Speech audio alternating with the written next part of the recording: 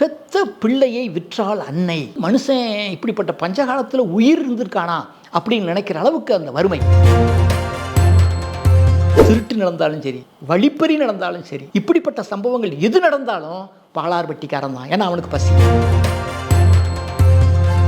90 அடி உயரமுள்ள தனிமனான தேக்கு மரங்களை பூரா கண்டுபிடிச்சு விட்டுறாங்க. அதை 200 அடி இடைவெளியில் மிகப்பெரிய குழிகளை தோண்டி இந்த தேக்கு மரங்களை நட்டுறாங்க. கல்லை உடைச்சு உடைச்சு உடைச்சு கொண்டு போய் அந்த 50 அடி நீளத்துக்கு 20 அடி ஆழத்துக்கு கற்களை போட்டு நிரப்புறாங்க. மதுரையிலேருந்து வந்த ஒட்டர்கள் அவங்க தான் திருமல நாயக்கர் மகால், மீனாட்சி அம்மன் கோயில், பெரிய பெரிய மலைகளை உடைக்கிறது, கிணறு வெட்ட போகிறது. இந்த இதில் அவங்கள மிஞ்சின ஆளுகளே கிடையாது. அவங்க வந்துட்டாங்க, பாறை உடைச்சு பேஸ்மெண்ட்டம் போட்டு. வைகை அணைங்கிறது காலங்காலமாக ஓடக்கூடிய சிலப்பதிகாரத்திலேயே பேசப்பட்ட ஒரு ஆறு. அந்த வைகை ஆறு உற்பத்தியாகிற இடம் தேனி மாவட்டத்தில் மேகமலையிலிருந்து உற்பத்தி ஆகுது. அங்கேருந்து ஓடி வரக்கூடிய அந்த மூல வைகையிலிருந்து வரக்கூடிய அந்த ஆறு வந்து கொண்டே இருக்கும்போது பல ஆறுகள் துணை ஆறுகளாக அந்த வைகை ஆறில் சேர்கின்றன. உதாரணமாக எடுத்துக்கொண்டால் சாத்தையாறு, கொட்டக்குடியாறு, மஞ்சளாறு, சுருளியாறு, இப்படி பல ஆறுகள் அதனோட துணை ஆறுகளாக சேர்கின்றன. ஆனால் ஒரு காலத்தில் வைகை என்னும் பொய்யா குளக்கொடி அப்படின்னு பேசப்படுற அந்த ஆறு இப்போ இருக்க சூழ்நிலையில், கால சூழ்நிலையில் அது தண்ணீர் இல்லாமல், இத்தனை துணையாறுகள் இருந்தும் கூட அது தண்ணீர் இல்லாமல் போன காலம் பல வருஷங்களாக அப்படி இருந்திருக்கு. இதை பார்த்துட்டு தான் என்ன பண்ணுறாங்கன்னு சொன்னால், ஏற்கனவே இந்த மேற்கு தொடர்ச்சி மலையில் வரக்கூடிய இந்த முல்லைப்பெரியாறு தண்ணீர் மேற்கு நோக்கி அரபிக்கடலை நோக்கி சென்று கொண்டிருப்பதை பார்த்த பிரிட்டிஷ்காரர்களுக்கு முந்திய ராமநாதபுரம் அரசர் முத்துராமலிங்க சேதுபதி என்பவர் அந்த தண்ணீரை, இந்த முல்லைப்பெரியாறு தண்ணீரை எப்படியாவது மலைகளை குடைந்து அணை கட்டி அல்லது ஒரு குடைவை ஏற்படுத்தி தண்ணீரை கொண்டு இந்த வைகை ஆற்றில் சேர்த்து விட்டால், அவர் ஏன் அப்படி நினைக்கிறாருன்னு சொன்னால், நீங்கள் சொல்கிற இந்த தேனி, திண்டுக்கல், மதுரை, சிவகங்கை, ராமநாதபுரம் கடைசி எல்லை, அது கடலுக்கு பக்கத்தில் இருக்கிறது. அப்போ தண்ணி எங்கே போகாது அப்படின்னா, இந்த தேனி, திண்டுக்கல், சிவகங்கை இதெல்லாம் கடந்து தான், மதுரையை தாண்டி தான் ராமநாதபுரம் போகணும். அப்போ தண்ணி அங்கே போகலை.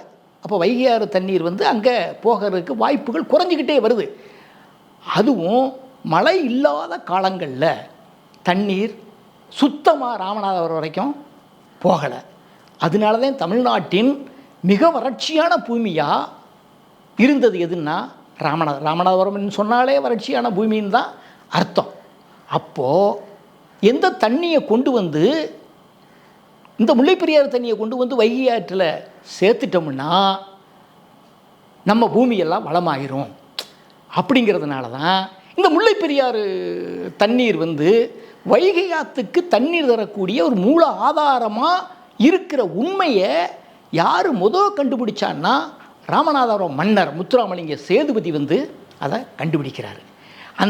அந்த கண்டுபிடிச்ச பிறகு அதுக்கடுத்து அவங்களால முடியலை, நிதி ஆதாரம் அங்கே சமஸ்தானத்தில் இல்லை.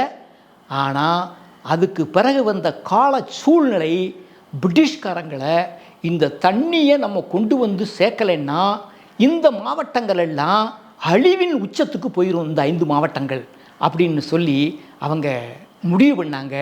அந்த முடிவு கிட்டத்தட்ட இந்த ராமநாதபுரம் சேதுபதி மன்னர் மேற்கொண்ட முயற்சியின 100 ஆண்டுகளுக்கு பிறகுதான் இது வெற்றியாற்று. அதாவது இந்த மேற்கு தொடர்ச்சி மலையில் இருந்து தண்ணி ஏற்கனவே இந்த பக்கமாக வரக்கூடிய வரத்து இருக்குது. அது வைரவனாறு அப்படின்னு ஒரு ஆறு இருக்குது. இந்த வைரவநாத்து தண்ணி கிட்டத்தட்ட எங்கே இருந்ததுன்னா இந்த முல்லைப்பெரியாரை ஒட்டி ஓடிக்கிட்டு இருக்கக்கூடிய ஒரு ஆறு. அந்த ஆறு இன்னமும் இருக்குது. அந்த தண்ணி எங்கே வந்து முதல்ல சேருதுன்னா சுருளியாத்தில் வந்து சேர்றதுனால சுருளியாரை வந்து துணையாறுன்னு சொல்கிறமே ஒழிய இதை வந்து ஏன்னா இந்த தண்ணி வந்து எங்கே சேருதுன்னா சுருளியாத்தில் சேர்ந்துருது. இப்போது இவங்க திட்டம் எப்படி போடுறாங்கன்னா, ஏற்கனவே மேற்கு தொடர்ச்சி மலையில் வரக்கூடிய தண்ணீர் எங்கே வந்துக்கிட்டு இருக்குன்னு சொன்னால் இந்த வைரவநாட்டில் வர்றதுனால இந்த முல்லை பெரியாறு தண்ணியை கொண்டு வந்து வைரவநாட்டில் சேர்த்துட்டோம்னு சொன்னால் இந்த வைரவநாட்டு தண்ணீர் சுருளியாத்துக்கு வந்து சுருளியாத்துலேருந்து வந்து அப்படியே வந்து இந்த கொட்டக்குடியாறு அப்படின்னு தேனி வந்து இங்கிட்டலாம் சேர்ந்துக்கிட்டு வந்துடும் அப்படின்னு அந்த அந்த மேற்கு தொடர்ச்சி மலையில் இருக்கக்கூடிய ஆறு ஏற்கனவே ஒரு சின்ன ஆறு அந்த வைரவன் ஆறு இருக்குது. அதில் கொண்டு தான் இப்போயும் சேர்த்துருக்காங்க. அந்த தண்ணியை முல்லைப்பெரியாறு தண்ணியை இதில் கொண்டு வந்து சேர்க்குறாருன்னா பெண்ணிக்கு கூட எதை சேர்க்குறாருன்னா அவருடைய கனவு என்னென்னா வைரவநாத்தில் சேர்க்கணும். இதை கொண்டு போய் சுருளியாத்தில் சேர்க்கணும். சுருளியாத்தில் சேர்த்துட்டோம்னு சொன்னாக்க வைகை ஆற்றில் சேர்த்தது மாதிரி தான் அப்படின்னு சொல்லிட்டு தான் திட்டம் போடுறாங்க. அப்போ எல்லாம் வந்து கிட்டத்தட்ட இப்போ வந்து அந்த 100 ஆண்டுகளுக்கு மேலேயெல்லாம் பாதை கிடையாது, தரையிலேயே பாதை கிடையாது.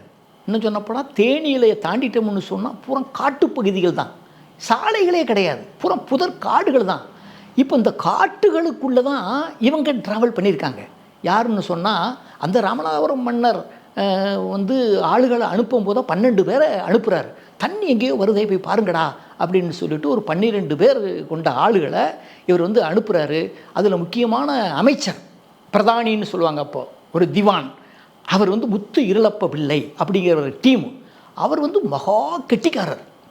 அவர் தலைமையில் தான் 12 பேர் கொண்ட குழுவை குதிரையில் போகிறாங்க. காட்டுப்பாதையில் வந்து குதிரையில் போய் தண்ணி எங்கே வருது அப்படின்னு சொல்லி போய் தண்ணி வரக்கூடிய அந்த பகுதியை வரத்தை கண்டுபிடிக்கணும்னு சொல்லிட்டு தான் இவங்க முயற்சி பண்ணுறாங்க. ஆனால் அவங்க முழு வெற்றி பெறலை. ஆனால் இந்த தண்ணியை கண்டுபிடிச்சி கொண்டு வந்து சேர்க்கணுங்கிற எண்ணம் முதல்ல ஏற்பட்டது யாருன்னு சொன்னாக்க அந்த ராமநாதபுரம் மன்னருக்கு. இப்போது இவங்கெல்லாம் வெள்ளைக்காரங்க வந்த பிறகு இவங்க என்ன பண்ணுறாங்கன்னா, இதுக்கு முன்னால் தண்ணி வந்ததை ரூட்டை கண்டுபிடிச்சவன் யார் அப்படின்னு கண்டுபிடிக்கும் போது தான் இந்த ரெக்கார்டுகள்லாம் இருக்குது. அது பழைய ரெக்கார்டுகள்லாம் இருக்குது. முத்து இருளப்ப பிள்ளை எப்படி போனார் அப்படின்னு சொன்ன உடனே சேச்சே அவனே முயற்சி பண்ணியிருக்கான், இதை நம்ம விடக்கூடாது அப்படின்னு சொல்லிட்டு தான் அதனுடைய தொடர்ச்சி தான் இந்த வெள்ளைக்காரங்க மேற்கொண்ட முயற்சி. இந்த முல்லை பெரியாறு அணை கட்டுவதற்கு முக்கியமான காரணம் என்னென்னா பசி, பஞ்சம், பட்டினி. விவசாயம் கிடையாது, தண்ணி இல்லை, நிலமெல்லாம் அவன் எழுதியிருக்கிறத பார்த்தாக்க அவன் வெள்ளைக்காரர் எழுதின அந்த வார்த்தையவே சொல்கிறேன், செங்கல் போல் இறுகிய செங்கல் போல் நிலம் கிடந்துச்சு. அப்போது அதில் எப்படி விவசாயம் பண்ண முடியும்? அப்படிங்கும் போது என்னென்னா பொதுவாக வறட்சியாக இருந்த காலம் போக ஒரு தடவை என்ன ஆச்சுன்னு சொன்னால் 3 ஆண்டுகளாக தொடர்ந்து ஒரு சொட்டு மழை இல்லை. அதை வந்து நம்ம சரித்திரத்தில் தாது வருஷ பஞ்சம் அப்படின்னு சொல்கிறாங்க. அது வந்து என்னென்னா 1866, 67, 68 இந்த 3 வருஷம், இந்த 3 வருஷம் பஞ்சம். அந்த பஞ்சம் எப்படி நடந்துச்சுன்னு சொன்னால் அந்த பஞ்ச காட்சிகள் இருக்கு இல்லையா, அதில் வந்து நமக்கு வந்து இப்போ படித்தா கூட நமக்கெல்லாம் இப்படி வந்து மனுஷன் இப்படிப்பட்ட பஞ்சகாலத்தில் உயிர் இருந்திருக்கானா அப்படின்னு நினைக்கிற அளவுக்கு அந்த வறுமை. அவங்க என்ன பண்ணியிருக்காங்க, கோர கிழங்கு காட்டுகளில் போய் அதை எடுத்து தின்றுருக்காங்க. புளியம் பழத்தை தின்னு பசியாற்றிருக்காங்க. புளியம் கொட்டைகளை ஊற வச்சு அவங்க தின்றுருக்காங்க அதை. அப்புறம் சில பேர் சொல்லியிருக்காங்க கத்தாழை சோறு. கத்தாழை வந்து வறட்சியான இடங்களில் மட்டும்தான் கத்தாழை வளரும். அப்போது வறட்சியான இடங்களில் இருக்கக்கூடிய கத்தாழையை நாடி போயிருக்காங்க. அங்கே போய் கத்தாழையை பிளந்து அந்த கத்தாழை சோறை எடுத்து தின்றுருக்காங்க. அந்த கத்தாழை சோறுக்கு ஒரு தன்மை இருக்குது, என்னன்னு சொன்னால் பசியே எடுக்காது. அப்போது பசி இல்லாமல் இருக்கிறதுக்காக அந்த கத்தாழை சோறை நிறையா தின்றுருக்காங்க. தின்னதுனால என்னாச்சுன்னு சொன்னால் அது உடல் வீங்க ஆரம்பிச்சிருச்சு. உடல் வீங்கி முகமெல்லாம் வீங்கி ரத்த ஓட்டம் இல்லாமல் செத்தவன் நிறையா பேர் அப்படி. அப்புறம் இந்த விலங்குகள்லாம் என்னென்னா மனிதனுடைய மல கழிவுகளை தேடி அலைஞ்சான். நாய்கள் தான், பன்றிகள் தான் அலையும். ஆனால் மற்ற விலங்குகளும் அதை தின்னாது உயிர் வளர்ப்போம்னு சொல்லி அந்த விலங்குகள் வந்து அலைஞ்சிருக்கு. அப்பயும் என்னென்னா பஞ்சத்தை கட்டுப்படுத்த முடியலைங்கவும் வந்து பார்த்திங்கன்னா தெருவுக்கு ஊருக்கு ஆளுக செத்துருக்காங்க. இப்போ நம்ம பேசுகிறது வந்து சென்னை ராஜதானி. அப்போ தான் பிரிட்டிஷ் அரசாங்கம் இருக்குது. அதுக்கு பேர் வந்து சென்னை ராஜதானி. இது சென்னை ராஜதானின்னு சொன்னால் இது வந்து என்னென்னா மெட்ராஸ் பிரசிடென்சிங்கிறது ஆந்திரா அந்த அந்த எல்லைகள் மிகப்பெரிய பரப்பு. இது சென்னை ராஜதானின்னு சொல்கிறது வந்து மிகப்பெரிய பரப்பு. அதுக்குள்ளே இருக்கிறவங்க தான் சென்னை ராஜதானிக்குள்ளே ராஜாக்களாக இருக்கிறவன் தான் யாருன்னா திருவாங்கூர் மகாராஜா பண்ணுறவங்க, கேரளாவில் இருக்கவங்க. சரியா? இப்போ இவங்க என்ன பண்ணுறாங்கன்னா இந்த பசி பஞ்சத்தை வந்து பார்க்குறாங்க. பார்த்துட்டு சாவை கட்டுப்படுத்த முடியலை. சாவு மட்டும் நடந்தால் பரவாயில்ல. இவங்க என்ன பண்ணுறாங்கன்னா, அதாவது ஒரு சரித்திர சம்பவத்தை இதோட சொன்னாதான் இதனுடைய கதை வந்து முழுசாக விளங்கும். அதாவது 1857 சிப்பாய் கழகம்னு ஒன்று நடந்துச்சு. அந்த சிப்பாய் கழகத்தில் என்னென்னா நடந்த உடனே அப்போது மிகப்பெரிய அளவில் கொல்லப்பட்டார்கள் இந்தியர்கள். பிரிட்டிஷ் இராணுவத்தால் கொல்லப்பட்டாங்க. அப்போ புரட்சி வெடிக்குது. இவங்க சுதந்திரத்துக்காக போராடுறாங்க. அவன் வந்து அவன் எதிர்த்து ஆளுகளை கொள்கிறான். கொன்ன உடனே பிரிட்டிஷ்காரனுக்கு வந்து என்னென்னா அச்சம் வந்துருச்சு. இந்த கிழக்கிந்திய கம்பெனிக்காரன்கிட்ட வந்து நம்ம அந்த பொறுப்பை கொடுத்தோம்னா நாடு நாசமாக போகும் போல தெரியுது அப்படின்னு சொல்லிட்டு என்ன பண்ணுறாங்கன்னா, அவங்ககிட்டருந்து கிழக்கிந்திய கம்பெனிகிட்டருந்து அந்த ராஜ்யத்தை நம்மளே வந்து இந்த ராஜதானியை எல்லாம் ஆள்றதுக்கு நம்ம வழி பண்ணிடுவோம்னு சொல்லிட்டு அப்போ வந்து இந்தியாவை முழுசுமே என்னென்னா என்ன பண்ணுறாங்க, அவங்க கண்ட்ரோல் பண்ண பிரிட்டிஷ் மகாராணி கண்ட்ரோலில் கொண்டு வராங்க. அதனால் அப்போ அந்த இந்தியாவுக்கு என்ன வரும்னா பிரிட்டிஷ் இந்தியா. பிரிட்டிஷ் இந்தியான்னு பேர் வச்ச உடனே என்ன ஒரு தப்பு அவன் பண்ணான்னு சொன்னால், ஏற்கனவே இங்கே பசி பஞ்சம் பட்டினி மழை இல்லை தண்ணி இல்லை, விளைஞ்ச தானியத்தெல்லாம் என்ன பண்ணுறான்னா அதை அந்த நாட்டுக்கு கொண்டு வரான். இது தப்பு, இது பெரிய தப்பு பண்ணுறான். அதாவது இந்த விளைஞ்ச தானியங்களெல்லாம் அங்கே ஏற்றுமதி பண்ணி கப்பல் மூலமாக அவன் வந்து கொண்டு போயிடுறான். இங்கே என்ன ஆகுதுன்னு சொன்னால் இருக்கிற உணவு தானியமும் இல்லாமல் போகுது. சாவு எண்ணிக்கை ரொம்ப பல மடங்கு பெருகுது. அவன் சொன்ன கணக்கு பிரகாரமே சென்னை ராஜதானியில் 10 லட்சம் பேர் பட்டினியால் செத்துருக்கான். 10 லட்சம் பேர் செத்த பிறகு நோய்கள் பரவிடுச்சு. அது வேற, நோய்கள் பரவி செத்த உடனே மனுஷனோட சேர்ந்து இந்த விலங்குகளும் சாகுது. அந்த விலங்குகள் செத்து போய் கிடக்கிறதுனால வரக்கூடிய தொற்று நோய்கள் வந்து அது பரவுது. அப்போ என்னன்னா இவனால் வந்து ஒன்றுமே செய்ய முடியலை. அவன் ஒரு முடிவு பண்ணிட்டான். தண்ணியை கண்டுபிடிச்சு இந்த ஏரியாவுக்குள்ளே விவசாயத்துக்கு கால்நடைகளுக்கு வேளாண்மைக்கு குடி தண்ணி எல்லாம் கொடுக்கலன்னா நம்மளை எதிர்த்து கலவரம் பண்ணிடுவான் அப்படிங்கிற பய உணர்ச்சி வந்து யாருக்கு வந்துருச்சுன்னா பிரிட்டிஷ்காரனுக்கு நாளடைவில் தான் வந்துச்சு. அதில் ஒரு கொடுமை என்னன்னு சொன்னால், இவங்க வந்து என்னென்னா ஏற்றுமதி பண்ணது அதிகமாக ஏற்றுமதி பண்ணது, அதாவது அந்த 2வது பஞ்சம் வந்துச்சு இல்லையா 1867 தான் இந்த பயங்க தானியத்தை அதிகமாக ஏற்றுமதி பண்ணியிருக்கான். அந்த தாது வருஷ பஞ்சத்தெல்லாம் நம்ம இப்போ படிச்சுக்கிறதுக்கு வசதியாக அதெல்லாம் அந்த காலத்தில் இருக்கக்கூடிய அந்த நாட்டுப்புற பாடல்கள்லாம் அப்போ அந்த காலத்தில் மக்கள் என்ன பாடுனாங்க அப்படிங்கிறதெல்லாம் தொகுத்து நமக்கு ரெக்கார்டாக புத்தகமாகவே கிடச்சிருச்சு. அதை யாருன்னு சொன்னால் ஒரு ஆள் சே ராசு அப்படின்னு ஒரு புலவர் ராசு அப்படின்னு சொல்லி அவர் வந்து யார் யார் வந்து பாடல்களை எழுதுனாங்க அதை பூரா தொகுத்து எழுதியிருக்காங்க. அதில் தான் என்ன வருதுன்னு சொன்னால் ஒரு காட்சி, அதாவது பெத்த பிள்ளையை விற்றால் அன்னை, அதாவது இவனை விற்றுருவோம், இவனா ஒருத்தன் வந்து 100 ரூபாய் 200 ரூபாய் கேட்டான்னா அவனுக்கு பிள்ளைய விற்றுருவோம் அப்படின்னு விற்றுட்டு அவள் புருஷன்கிட்ட எல்லாம் சொல்லியிருக்காங்க, நல்லா மழை பெஞ்சு கொஞ்சம் வந்த பிறகு பிள்ளை இன்னொன்று பெற்றுக்குருவோம் அப்படின்னு சொல்லி விற்றாங்க அப்படிங்கிற காட்சி முதல் கொண்டு இருக்குது. அது மட்டும் இல்லாமல் பெண்கள் வந்து வேறு மாதிரி தொழிலுக்கெல்லாம் போகிறத கணவனே அனுமதிச்சுக்கிறாங்கிற குறிப்புகள்லாம் நமக்கு வந்து அந்த காட்சிகள் அது வந்து என்னென்னா அந்த பஞ்ச கும்மிகள்ங்கிறதான் நமக்கு இருக்கக்கூடிய ஆவணமாக இன்னமும் இருக்குது. அது புத்தகங்களை அச்சிட்டு நமக்கு பார்வைக்கு இன்னமும் இருக்குது. அந்த பஞ்சம் வந்து நம்ம வந்து இப்போ நினச்சா கூட நம்மலாம் வந்து கண்ணீர் விடக்கூடிய அந்த கதைகள்லாம் அங்கே இருக்குது. இதுதான் முக்கியமான காரணம். முக்கியமான அணை கட்டணும், தண்ணியை கொண்டாடணும். பசி பஞ்சம் பட்டினியோடு நிற்காதுல்ல, அப்புறம் வந்து என்ன செய்வான்னு சொன்னாக்க அதை வழிப்பறி பண்ணுவான்ல. இதெல்லாம் என்னென்னா நான் வந்து இந்த பஞ்ச காட்சிகளில் என்னென்ன நடந்துச்சு அப்படிங்கிறத நான் வந்து தேனி மாவட்டத்தில் ஒரு ஊரை எடுத்து நான் வந்து அதை ஆய்வு பண்ணியிருக்கேன்.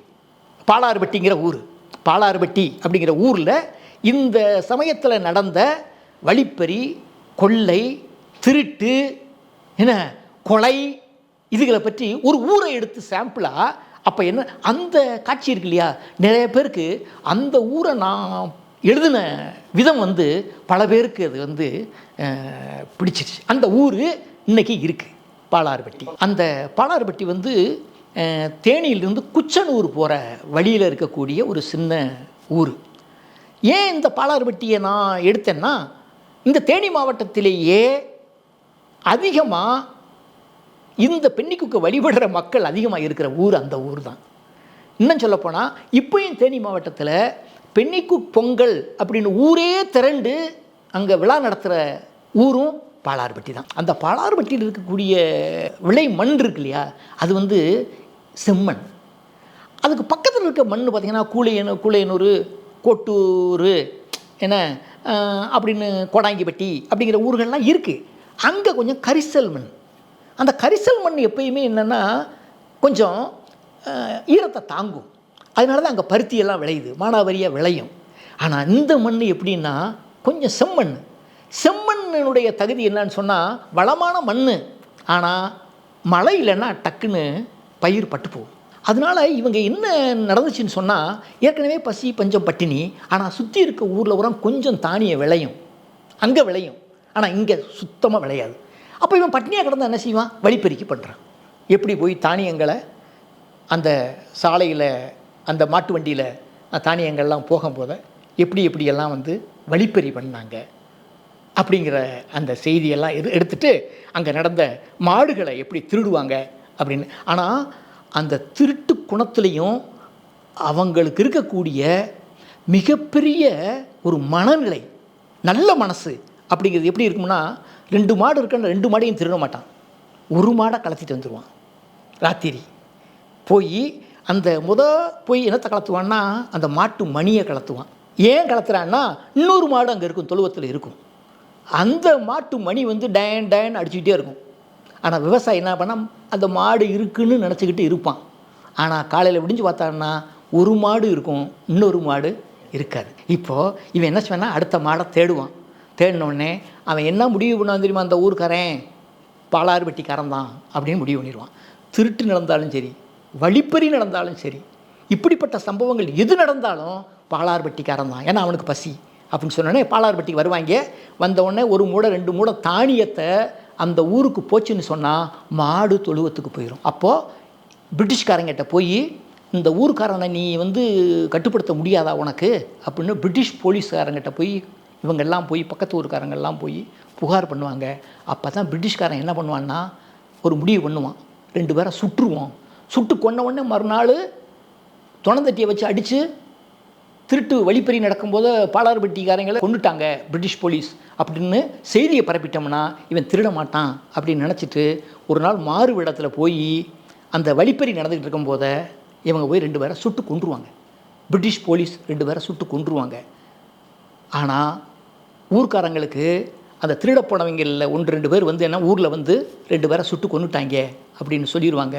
உடனே ஊரே திரண்டு போய் அந்த சுட்டு கொல்லப்பட்ட பிணத்தை எடுத்து எரிச்சிருவாங்க காட்டுக்குள்ளே. மறுநாள் போலீஸ் போகும், அந்த பிணத்தையும் பார்க்க முடியாது, எந்த இடத்துல எரிச்சாங்கிறதையும் கண்டுபிடிக்க முடியாது. பிரிட்டிஷ் போலீஸால் கூட கண்டுபிடிக்க முடியாது. என்ன ஏன்னு சொன்னால், இதை ஏன் நம்ம வந்து ஆய்வுக்கு எடுக்கிறோம்னு சொன்னால், எப்படிப்பட்ட சூழ்நிலை இருந்தது. இதுக்கெல்லாம் காரணம் என்னென்னா நீர். இப்போ இன்றைக்கி அங்கே பார்த்தா அந்த ஊரில் வாழை, கரும்பு, நெல் 2 போகம் விளையுது. இன்றைக்கி அங்கே திருட்டு பயம் இல்லை, கொள்ளை எதுவும் கிடையாது. இன்றைக்கி பொங்கல் வச்சு இன்றைக்கி பெண்ணிக்குக்க கும்பிடுறாங்க. அந்த கலையரங்கத்தில் பார்த்திங்கன்னா பெண்ணிக்குக்கினுடைய படம் இருக்கும். பெண்ணிக்குக்கு தான் அவங்களுக்கு அந்த ஊருக்கு இன்றைக்கும் காவல் தெய்வம். ஏன்னா வீட்டுக்கு குலதெய்வம். அவங்க வீட்டுக்கு குலதெய்வம், அவங்க தாத்தா வழிபாட்டு முறைகள் இருக்கும். ஆனால் அதுக்கு பக்கத்தில் பெண்ணிக்கு படம் வீட்டுக்கு இருக்கும். இதெல்லாம் நம்ம சொன்னால் தான் அவன் ஏன் செஞ்சான், இந்த வேலையை அவன் ஏன் செஞ்சான், வெள்ளைக்காரன் ஏன் செஞ்சான், நம்ம நாட்டில் வந்து எப்படி செஞ்சான், அவனை ஏன் கும்பிடுறாங்க அப்படிங்கிறதெல்லாம் நம்ம சொல்லணும்னு சொன்னாக்க இதையெல்லாம் நம்ம வந்து ஒரு உதாரணமாக எடுத்து நம்ம ஆய்வு பண்ணால் தான் வந்து இது உண்மைங்கிறது தெரியும். இந்த முல்லைப்பெரியாறு அணை வந்து ஏற்கனவே உங்கள்கிட்ட நான் சொன்னது மாதிரி ஆரம்பித்து வச்சது தொடங்குனது யாருன்னா ராமநாதபுரம் மன்னர் முத்துராமலிங்க சேதுபதி. அப்போ இவங்க என்ன பண்ணுறாங்கன்னா, யாரோ ஒருத்தர் வந்து போயிருக்காங்க, அதில் வந்து முத்துரல்லப்ப பிள்ளைன்னு ஒருத்தன் போயிருக்கான் அப்படின்னா அவன் வரலாறை எடுறான்னு எடுத்தாக்க இவன் எப்படிடா உள்ளே போனான், நம்ம ஏன்டா போக முடியலை அப்படின்னு அவனே கேள்வி கேட்டுக்கிட்டான். அவனை என்ன எழுதியிருக்கான்னு சொன்னால், அந்த 12 பேரையும் அவன் பிரிட்டிஷ்காரன் எழுதி வச்சுருக்கான், இன்டெலிஜென்ட் மென் அப்படின்னு எழுதியிருக்கான். இன்டெலிஜென்ட்டாக புத்தி கூர்மையானவர்கள் அப்படின்னு எழுதிட்டு இவங்க வந்து ஆரம்பித்தது யார் எப்படின்னு நமக்கு கிடைச்ச தகவல் படி என்னென்னா, கலெக்டர் பாரிஸ் அப்படின்னு சொல்லி மதுரை டிஸ்ட்ரிக்ட் கலெக்டராக, அப்போ அவர் வெள்ளைக்காரர் தானே, அவர் என்ன பண்ணுறாரு, நீங்கள்லாம் நான் நேராக போகிறேன்டான்னு கலெக்டர் போயிட்டான். கம்பத்தை தாண்டி கூடலூர் பக்கத்தில் அவன் போகும்போது எங்கே பார்த்தாலும் காடு பூரா அங்கே தங்கியிருக்காரு. கண்டுபிடிக்க உள்ளே நுழைய முடியல, பாதை இல்லை. பாதை மட்டும் இல்லைங்கிறதுக்காக இல்லை, உள்ள காட்டு விலங்குகள், கரடி, சிங்கம், புலி, அத்தனையும் காட்டு விலங்குகள் இருக்குது. என்ன அட்டைப்பூச்சி இருக்கும். அங்கே போய் இருந்து இந்த ஆள் வந்து என்ன பண்ணுறா கண்டுபிடிக்காம வரமாட்டேன்னு கலெக்டர் போகிறாரு. வெள்ளைக்காரன், நம்ம வெள்ளைக்காரன்னு சொன்னாலே மோசமானவன் நினைக்கிற இடத்துல வெள்ளைக்காரன் என்ன பண்ணாங்கிறதையும் நம்ம சொல்லணும்ல. அப்போ அந்த கலெக்டர் வந்து போகிறாரு, கலெக்டர் பாரிஸ் போகிறாரு. அவருக்கு அங்கே இந்த விஷ கொசுக்கள் கடித்து அங்கே தாக்கி அவர் என்ன பண்ணுறாருன்னா, காய்ச்சலாகி மயங்கி விழுந்து செத்துருவாருங்கிற நிலைமைக்கு போகிறார். இவர் அங்கே செத்துருவார் அப்படின்னு நினச்சி தான் இவரை தூக்கிக்கிட்டு மதுரைக்கு வர்றாங்க. அப்படிப்பட்ட கலெக்டர் சரி போயிட்டார்ல, அதோடு அந்த ஆள் விடலை, பிழைச்சிக்கிட்டார். கலெக்டர் பிழைச்சிக்கிட்டார். உடனே அந்த டிஸ்ட்ரிக்ட் இருக்கக்கூடிய டிஸ்ட்ரிக்ட் என்ஜினியரை கால்டுவெல் அப்படின்னு அவன் பேர், கால்டுவெல்லை கூப்பிட்றாரு. நான் போனேன்டா, பார்க்க முடியலை, உடனே கிளம்பு, நீ என்ஜினியர் தானே, இந்த மாவட்டத்துக்கு என்ஜினியர் தானே, நீ போய் தண்ணி வர்ற ரூட்டை பாரு, தண்ணி எப்படி கொண்டு வரதுங்கிற வழியை பாரு, காட்டுக்குள்ளே போ அப்படின்ட்டார். அந்த இன்ஜினியர் போகிறான். இன்ஜினியர் போய் பார்க்குறான்னா வழி இல்லை, ஒன்றும் இல்லை, ஆனால் தண்ணியை கொண்டு வர சொல்கிறாங்களே அப்படின்னு சொல்லிவிட்டு அவன் என்ன பண்ணுறான், டேமெல்லாம் கட்ட முடியாது அந்த இடத்துல போய் வேணால் பாறையை உடைச்சி தண்ணி அங்கிட்டு போகிற தண்ணியை வேணால் ஏதாவது டைவெர்ட் பண்ணி திசை திருப்பி வேணால் கொண்டு வர்றதுக்கு பார்க்கலாம். ஆனால் அப்படிப்பட்ட எல்லாம் அந்த திட்டமெல்லாம் போட்டோம்னு சொன்னாக்க இது பயனற்ற திட்டம் அப்படின்னு அவன் ரிப்போர்ட் கொடுக்குறான். அவன் ரிப்போர்ட் கொடுத்துட்றான். ஆனால் இவன் பயனற்ற திட்டம்னு சொன்னதை வந்து அதுதான் இவங்களுக்கு என்னென்னா வெள்ளைக்காரங்களுக்கு இதை விடக்கூடாதுன்னு முடிவு பண்ணுறான். இதை விடக்கூடாது, பயனற்ற திட்டம் பயனுள்ள திட்டம்னு பார்ப்போம் அப்படின்னு சொல்லிட்டு தான் அதுக்கடுத்து என்ன பண்ணுறான், ஒரு சின்ன திட்டம் போடுவோம். இப்போ முல்லை பெரியாறுன்னு நம்ம சொல்கிறோம் இல்லையா, அந்த முல்லையாற்றில் ஒரு அணையை கட்டு. இப்போ முல்லை பெரியாறு, அப்புறம் முல்லையாற்றில் ஒரு அணையை நம்ம கட்டுவோமே அப்படின்னு சொல்லிட்டு அந்த முல்லையாற்றில் ஒரு மண் அணையை கட்டுறாங்க. ஒரு மண் அணையை, அதாவது முல்லை பெரியாறில் ஒரு முல்லையாற்றிலே கட்டுறாங்க. முல்லையாறில் கட்டுறாங்க. அந்த முல்லையாறில் கட்டும் போது என்ன ஆச்சுன்னு சொன்னால் மண் அணையை கட்டுறாங்க. மண் அணையை கட்டும் போது என்ன ஆச்சுன்னு சொன்னால் அங்கே நோய், ஆளுக சாகுறாங்க. இவங்க மலையில் இருக்கவங்க போனால் அந்த கூலி வேலைக்கு போனவன்லாம் எனக்கு இந்த கூலி கட்டுப்படியாகாது அப்படிங்கிறான். பனி, ஏகப்பட்ட பனி, அங்கே இருந்து வேலை பார்க்க முடியல, தங்க முடியலை. அதனால் அந்த அவன் கட்டின அடையாளங்கள் இன்னும் இருக்குது.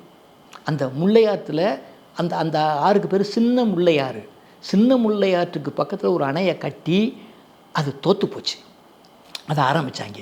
அதுக்கடுத்து ஒரு திட்ட வரைபடம் போடு, என்ன செய்யலாம் அப்படின்னு சொல்லி என்ன பண்ணுறாங்கன்னா அதுக்கடுத்து ஒரு வரைபடம் போடுறாங்க. அப்போ வந்து என்னென்னா பெயின் அப்படின்னா அவன் அந்த வரைபடம் வரைஞ்சவன், இந்த ஸ்கீம் எப்படி எப்படி போடணுங்கிறதெல்லாம் ஒரு நல்லா வலுவான திட்டத்தை போட்டுருவோம் அப்படின்னு சொல்லிட்டு அந்த பெயின் அப்படிங்கிறவன் முதல் என்ன பண்ணுறான்னா ஒரு ஸ்கெட்சு, நம்ம வீடு கட்டுற வரைபடம் போடுறோம்ல, வரைபடம் தயார் பண்ண உடனே என்ன பண்ணுறான்னா இன்னொருத்தர் ரைவ்ஸ் அப்படின்னு மேஜர் ரைவ்ஸ் அப்படிங்கிற என்ன பண்ணுறான்னா ஒரு எஸ்டிமேட் போடுறான், பணம் எவ்வளோ ஆகும் அப்படின்னு சொல்லி அவன் ஒரு எஸ்டிமேட் போடுறான். அவன் போட்ட எஸ்டிமேட்டுக்கு அப்புறம் இவன் என்ன பண்ணுறான், ஒரு 4-5 வருஷம் கழித்து அவன் ஒரு 15 லட்சத்துக்குள்ளே கட்டி முடிச்சிடலான்னு அவன் சொல்கிறான். அதுக்கடுத்து என்ன பண்ணுறான், ஒரு 4-5 வருஷம் கழித்து இதெல்லாம் இப்படி அணை கட்டக்கூடாதா, பெரிய அளவில் அணை கட்டினா தான் சரியாக வரும் அப்படின்னு சொல்லிட்டு திரும்பி என்ன பண்ணுறாங்க, ஸ்டடி பண்ணி இன்னொரு எஸ்டிமேட்டை வந்து போடுறாங்க. இப்போ இதுக்கடுத்து என்ன பண்ணுறாங்கன்னா அணை கட்டுறது எப்படிங்கிறத கேட்குறாங்க. அந்த ரைவ்ஸ் அப்படின்னு சொல்லி என்ன பண்ணுறான்னா அவன் மண் அணையவே கட்டிடலாம் முல்லை பெரியாருக்குன்னு சொல்லி ஒரு எஸ்டிமேட் போடுறான். முல்லை பெரியாறு தடுத்து ஒரு மண் அணையை கட்டிடலாம் அப்படின்னு சொல்கிறான். அதுவும் என்னதுன்னா மண் அணைன்னு சொன்னால் உண்மையிலேயே நம்ம நினைக்கிறபடி மண்ணை வச்சு கட்டுறது கிடையாது. அவன் அந்த அர்த்தம் என்னன்னு சொன்னால் நம்மலாம் தெரிஞ்சுக்கிற வேண்டிய விஷயம்.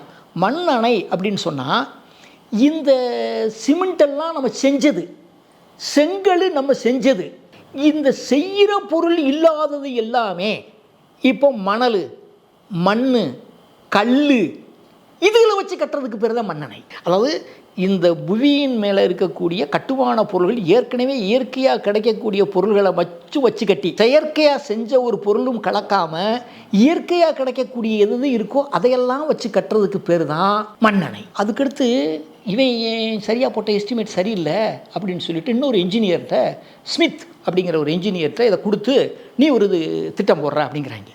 அவன் அதுக்கு மேலே பெரிய அளவில் திட்டம் போட்டவன் யாருன்னு சொன்னால், பென்னிக்குக்கு முன்னால் மிகப்பெரிய அளவில் ஒரு திட்டத்தை வடிவமைச்சு கொடுத்தவன் யாருன்னா ஸ்மித் அப்படிங்கிறவன். அந்த ஸ்மித் தான் ஒரு ரிப்போர்ட் கொடுக்குறான். அந்த இது என்னென்னா இப்போ பார்க்குறாங்க, இப்போ தான் பென்னிக்கு காட்சிக்கு வர்றாரு. பென்னிக்கு யார் அப்படின்னா அவர் ஒரு ராயல் இன்ஜினியர். அவருக்கு அவருடைய திறமைக்கு ஒரு ஒரு ஒரு ட்ரையல் பார்க்குறாங்க.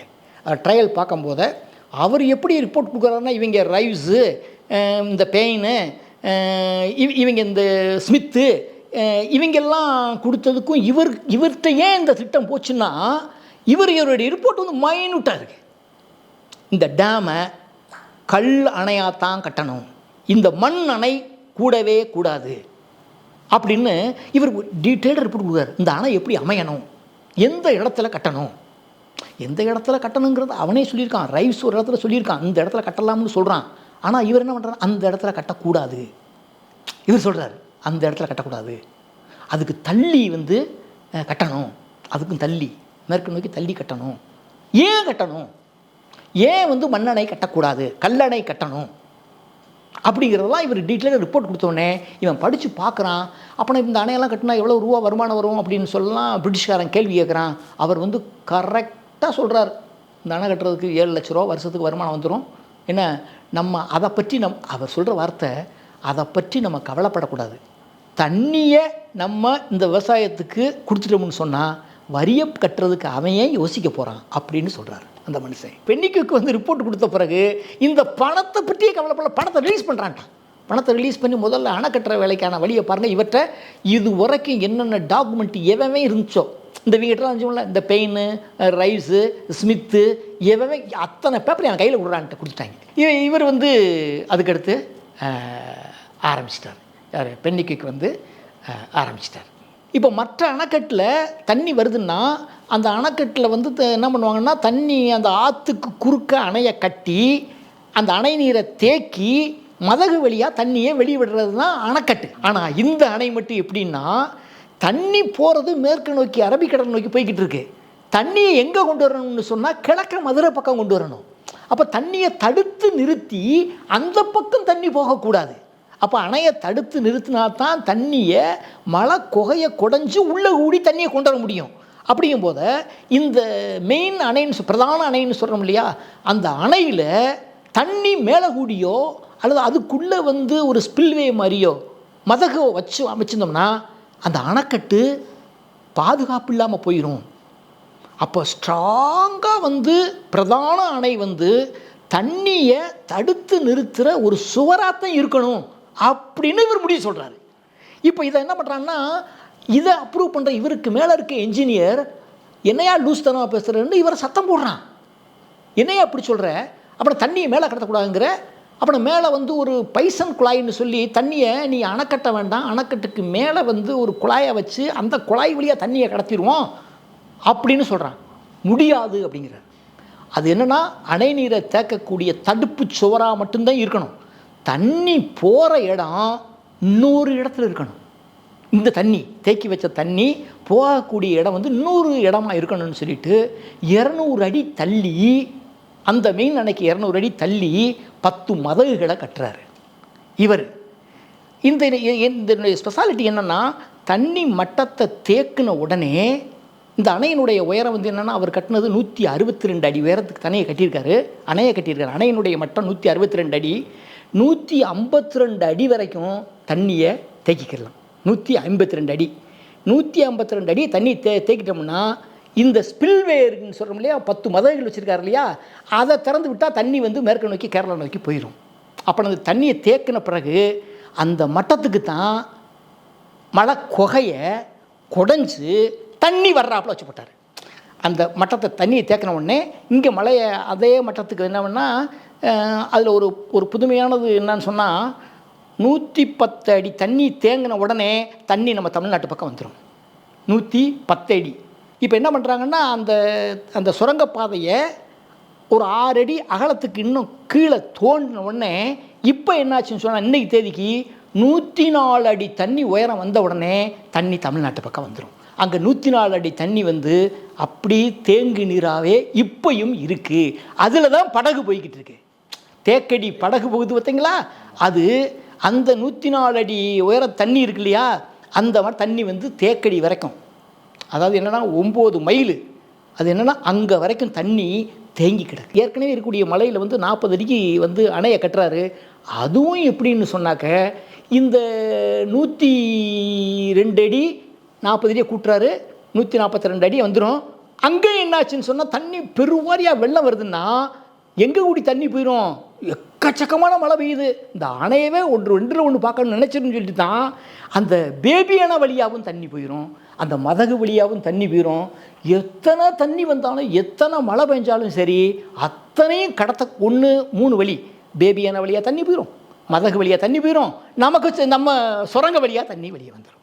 முல்லைப்பெரியாறு அணையை கட்டினதில் வந்து என்னென்னா, ஒரு அணை கட்டுறதா இருந்தால் என்னென்ன பொருள், முக்கியமான பொருள்னா இது இந்த அணை கட்டப்படுறதுக்கு முக்கியமான பொருள் வந்து சுண்ணாம்பு. அந்த சுண்ணாம்பு வந்து நம்ம முல்லைப்பெரியாறு அணை அமைஞ்சிருக்கக்கூடிய அந்த மேற்கு தொடர்ச்சி மலைகள் இருக்கக்கூடிய அடிவாரத்தில் இருக்கக்கூடிய லோயர் கேம்ப்னு சொல்லக்கூடிய இடத்துல குருவனூத்துன்னு ஒரு இடம் இருக்குது. குருவனூத்து, அங்கே தான் வந்து சுண்ணாம்பு குவாரி இருக்குது, அமைஞ்சிருக்கு, அதுவாக அமைஞ்சிருக்கு.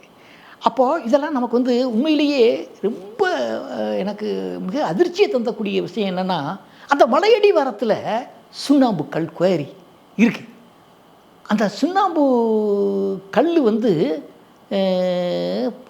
உலகத்தரம் வாய்ந்த சுண்ணாம்புன்னு அவன் எழுதியிருக்கான்.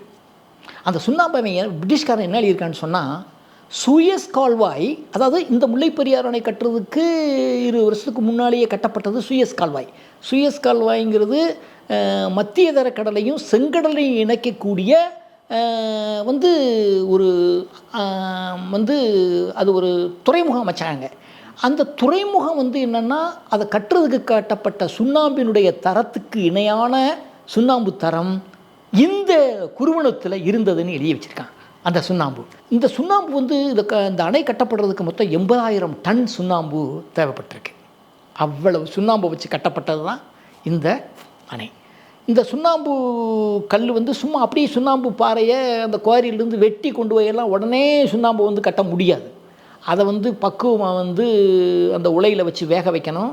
எவ்வளவு சூடாக இருக்குமோ அந்த சூடுக்கு தக்கவாறு வெந்த பிறகு எடுக்கணும், உலர வைக்கணும். அதை வந்து ஒரு 3 மாதம் வரைக்கும் கூட அதை பயன்படுத்திக்கலாம் அந்த சுண்ணாம்பு. இப்படி இவங்க முதல்ல என்ன பண்ணுறாங்கன்னா, கீழேயே வந்து அந்த உலைகளை வச்சு சுண்ணாம்பை சுட வச்சு நம்ம ஆளுகளை வச்சு வேலைக்கு வச்சு அனுப்பி கொண்டு போனாங்க. அப்போ இதெல்லாம் எப்படி கொண்டு வருது அப்படின்னா, இங்கேருந்து மாட்டு வண்டியில் தான் கொண்டு போக முடியும், கழுதையில் கொண்டு போகலாம், இப்படிலாம் போயிருக்கு. அப்புறமே யோசனை பண்ணார், இப்போ வந்து மாட்டு வண்டி கிடைக்க மாட்டேங்குது, கழுதை கிடைக்க மாட்டேங்குது. அப்போ என்னன்னா அவர் ஒரு யோசனை பண்ணுறாரு, இதை வந்து ரோப் வே மூலமாக, இப்போ நம்ம பழனியில் ரோப் வே இருக்கு இல்லையா, இந்த மாதிரி ரோப் வேவை அமைச்சிருவோமா, அதில் கொண்டு வருவோமா அப்படின்னு முடிவு பண்ணி அதில் இறங்குறாங்க பிரிட்டிஷ்காரங்க.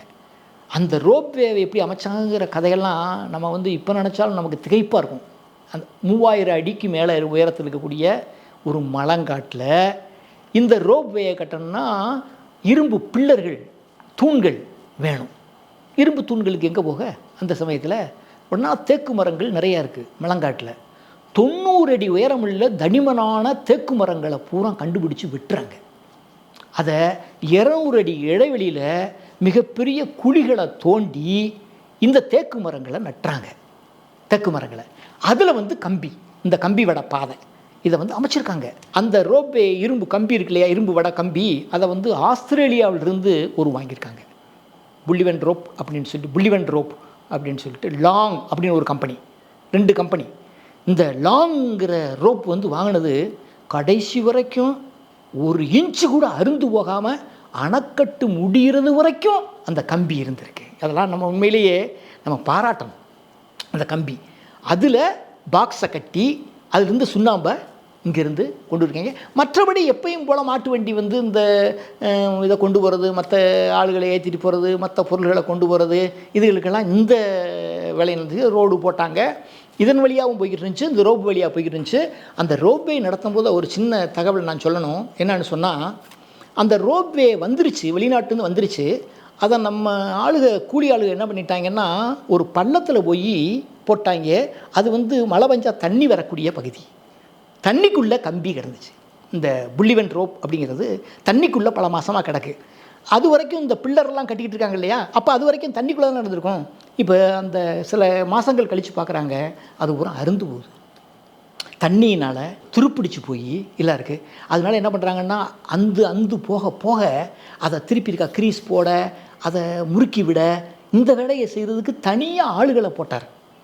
அதை அந்த ரிப்பேர் பார்க்குறதுக்கு, க்ரீஸ் வைக்கிறதுக்கு இதெல்லாம் போட்டாங்க. இது என்னென்னா, அந்த ரோப்பே எப்படி இயங்கும்னு தெரியும். அப்போ வந்து என்னென்னா, இவர் தனியாக என்ன பண்ணுறாருன்னா, வெளிநாட்டில் இருந்து அந்த மிஷின், மின்சாரம் உற்பத்தி பண்ணக்கூடிய மிஷினை கொண்டு வந்து அங்கே வச்சு, அதில் அதுக்கு பேர் டர்பைன். அந்த டர்பைனில் வந்து தண்ணியை, அந்த முல்லைப்பெரிய தண்ணி இருக்கு இல்லையா, அதில் பள்ளமாக தோண்டி, அந்த டர்பைன்னா பிளேடு, அந்த பிளேடுக்குள்ளே தண்ணி விழுந்துகிட்டே சுற்றும், இப்படியே சுற்றும். அப்படி சுத்த இந்த மின் உற்பத்தி என்னென்னா, இந்த காந்தப்புலம் வழியாக இந்த என்னென்னா, இந்த ஹைட்ராலிக் எனர்ஜி மேக்னெட்டிக் எனர்ஜியாக மாறி, மேக்னெட்டிக் எனர்ஜி வந்து எலக்ட்ரிக் எனர்ஜியாக மாறி இந்த ரோப்வே இயக்கியிருக்கு. அப்போ அந்த டயத்தில் அப்போது ஒரு சமயத்தில் தண்ணி வராமல், மழை பெஞ்சு தண்ணி வரலைன்னு சொன்னால், இந்த தண்ணி விழுகலைன்னு வச்சுக்கோங்க, இந்த டர்பைனுக்குள்ளே விழுகலைன்னு வச்சுக்கோங்க, டர்பைனில் விழுகாமல் சுத்தாமல் நின்றுச்சுன்னு சொன்னாக்க அந்த ரோப்வே எங்கேயாவது நிற்கும். இங்கே வேலை நின்றுக்கிட்டு இருக்கும், இங்கே வேலை நிற்கும். சில மாதங்கள் அப்படி இருந்துச்சு, சில மாதங்கள். அப்புறம் தண்ணியை கொண்டு வந்து இந்த டர்பைனில் விடணும். அப்போது இதை சுண்ணாம்பெல்லாம் போகலடா, நம்ம வந்து மாட்டு வண்டிக்காரங்கெல்லாம் ஒரு ரூபா கூட கப்போம்டா அப்படின்னு சொல்லி 2 மடங்கு ரூபா கேட்டாங்க நம்ம ஆளுங்க. என்ன 2 மடங்கு ரூபாயை கொடுத்துட்டு அதுக்கெல்லாம் அவர் கவலைப்படலை. எங்கனையுமே வந்து ஒரு இடத்துல கூட இப்படி கேட்குறாங்களேன்னு சொல்லி அவர் வருத்தப்பட்டதோ கோவப்பட்டதோ கிடையாது.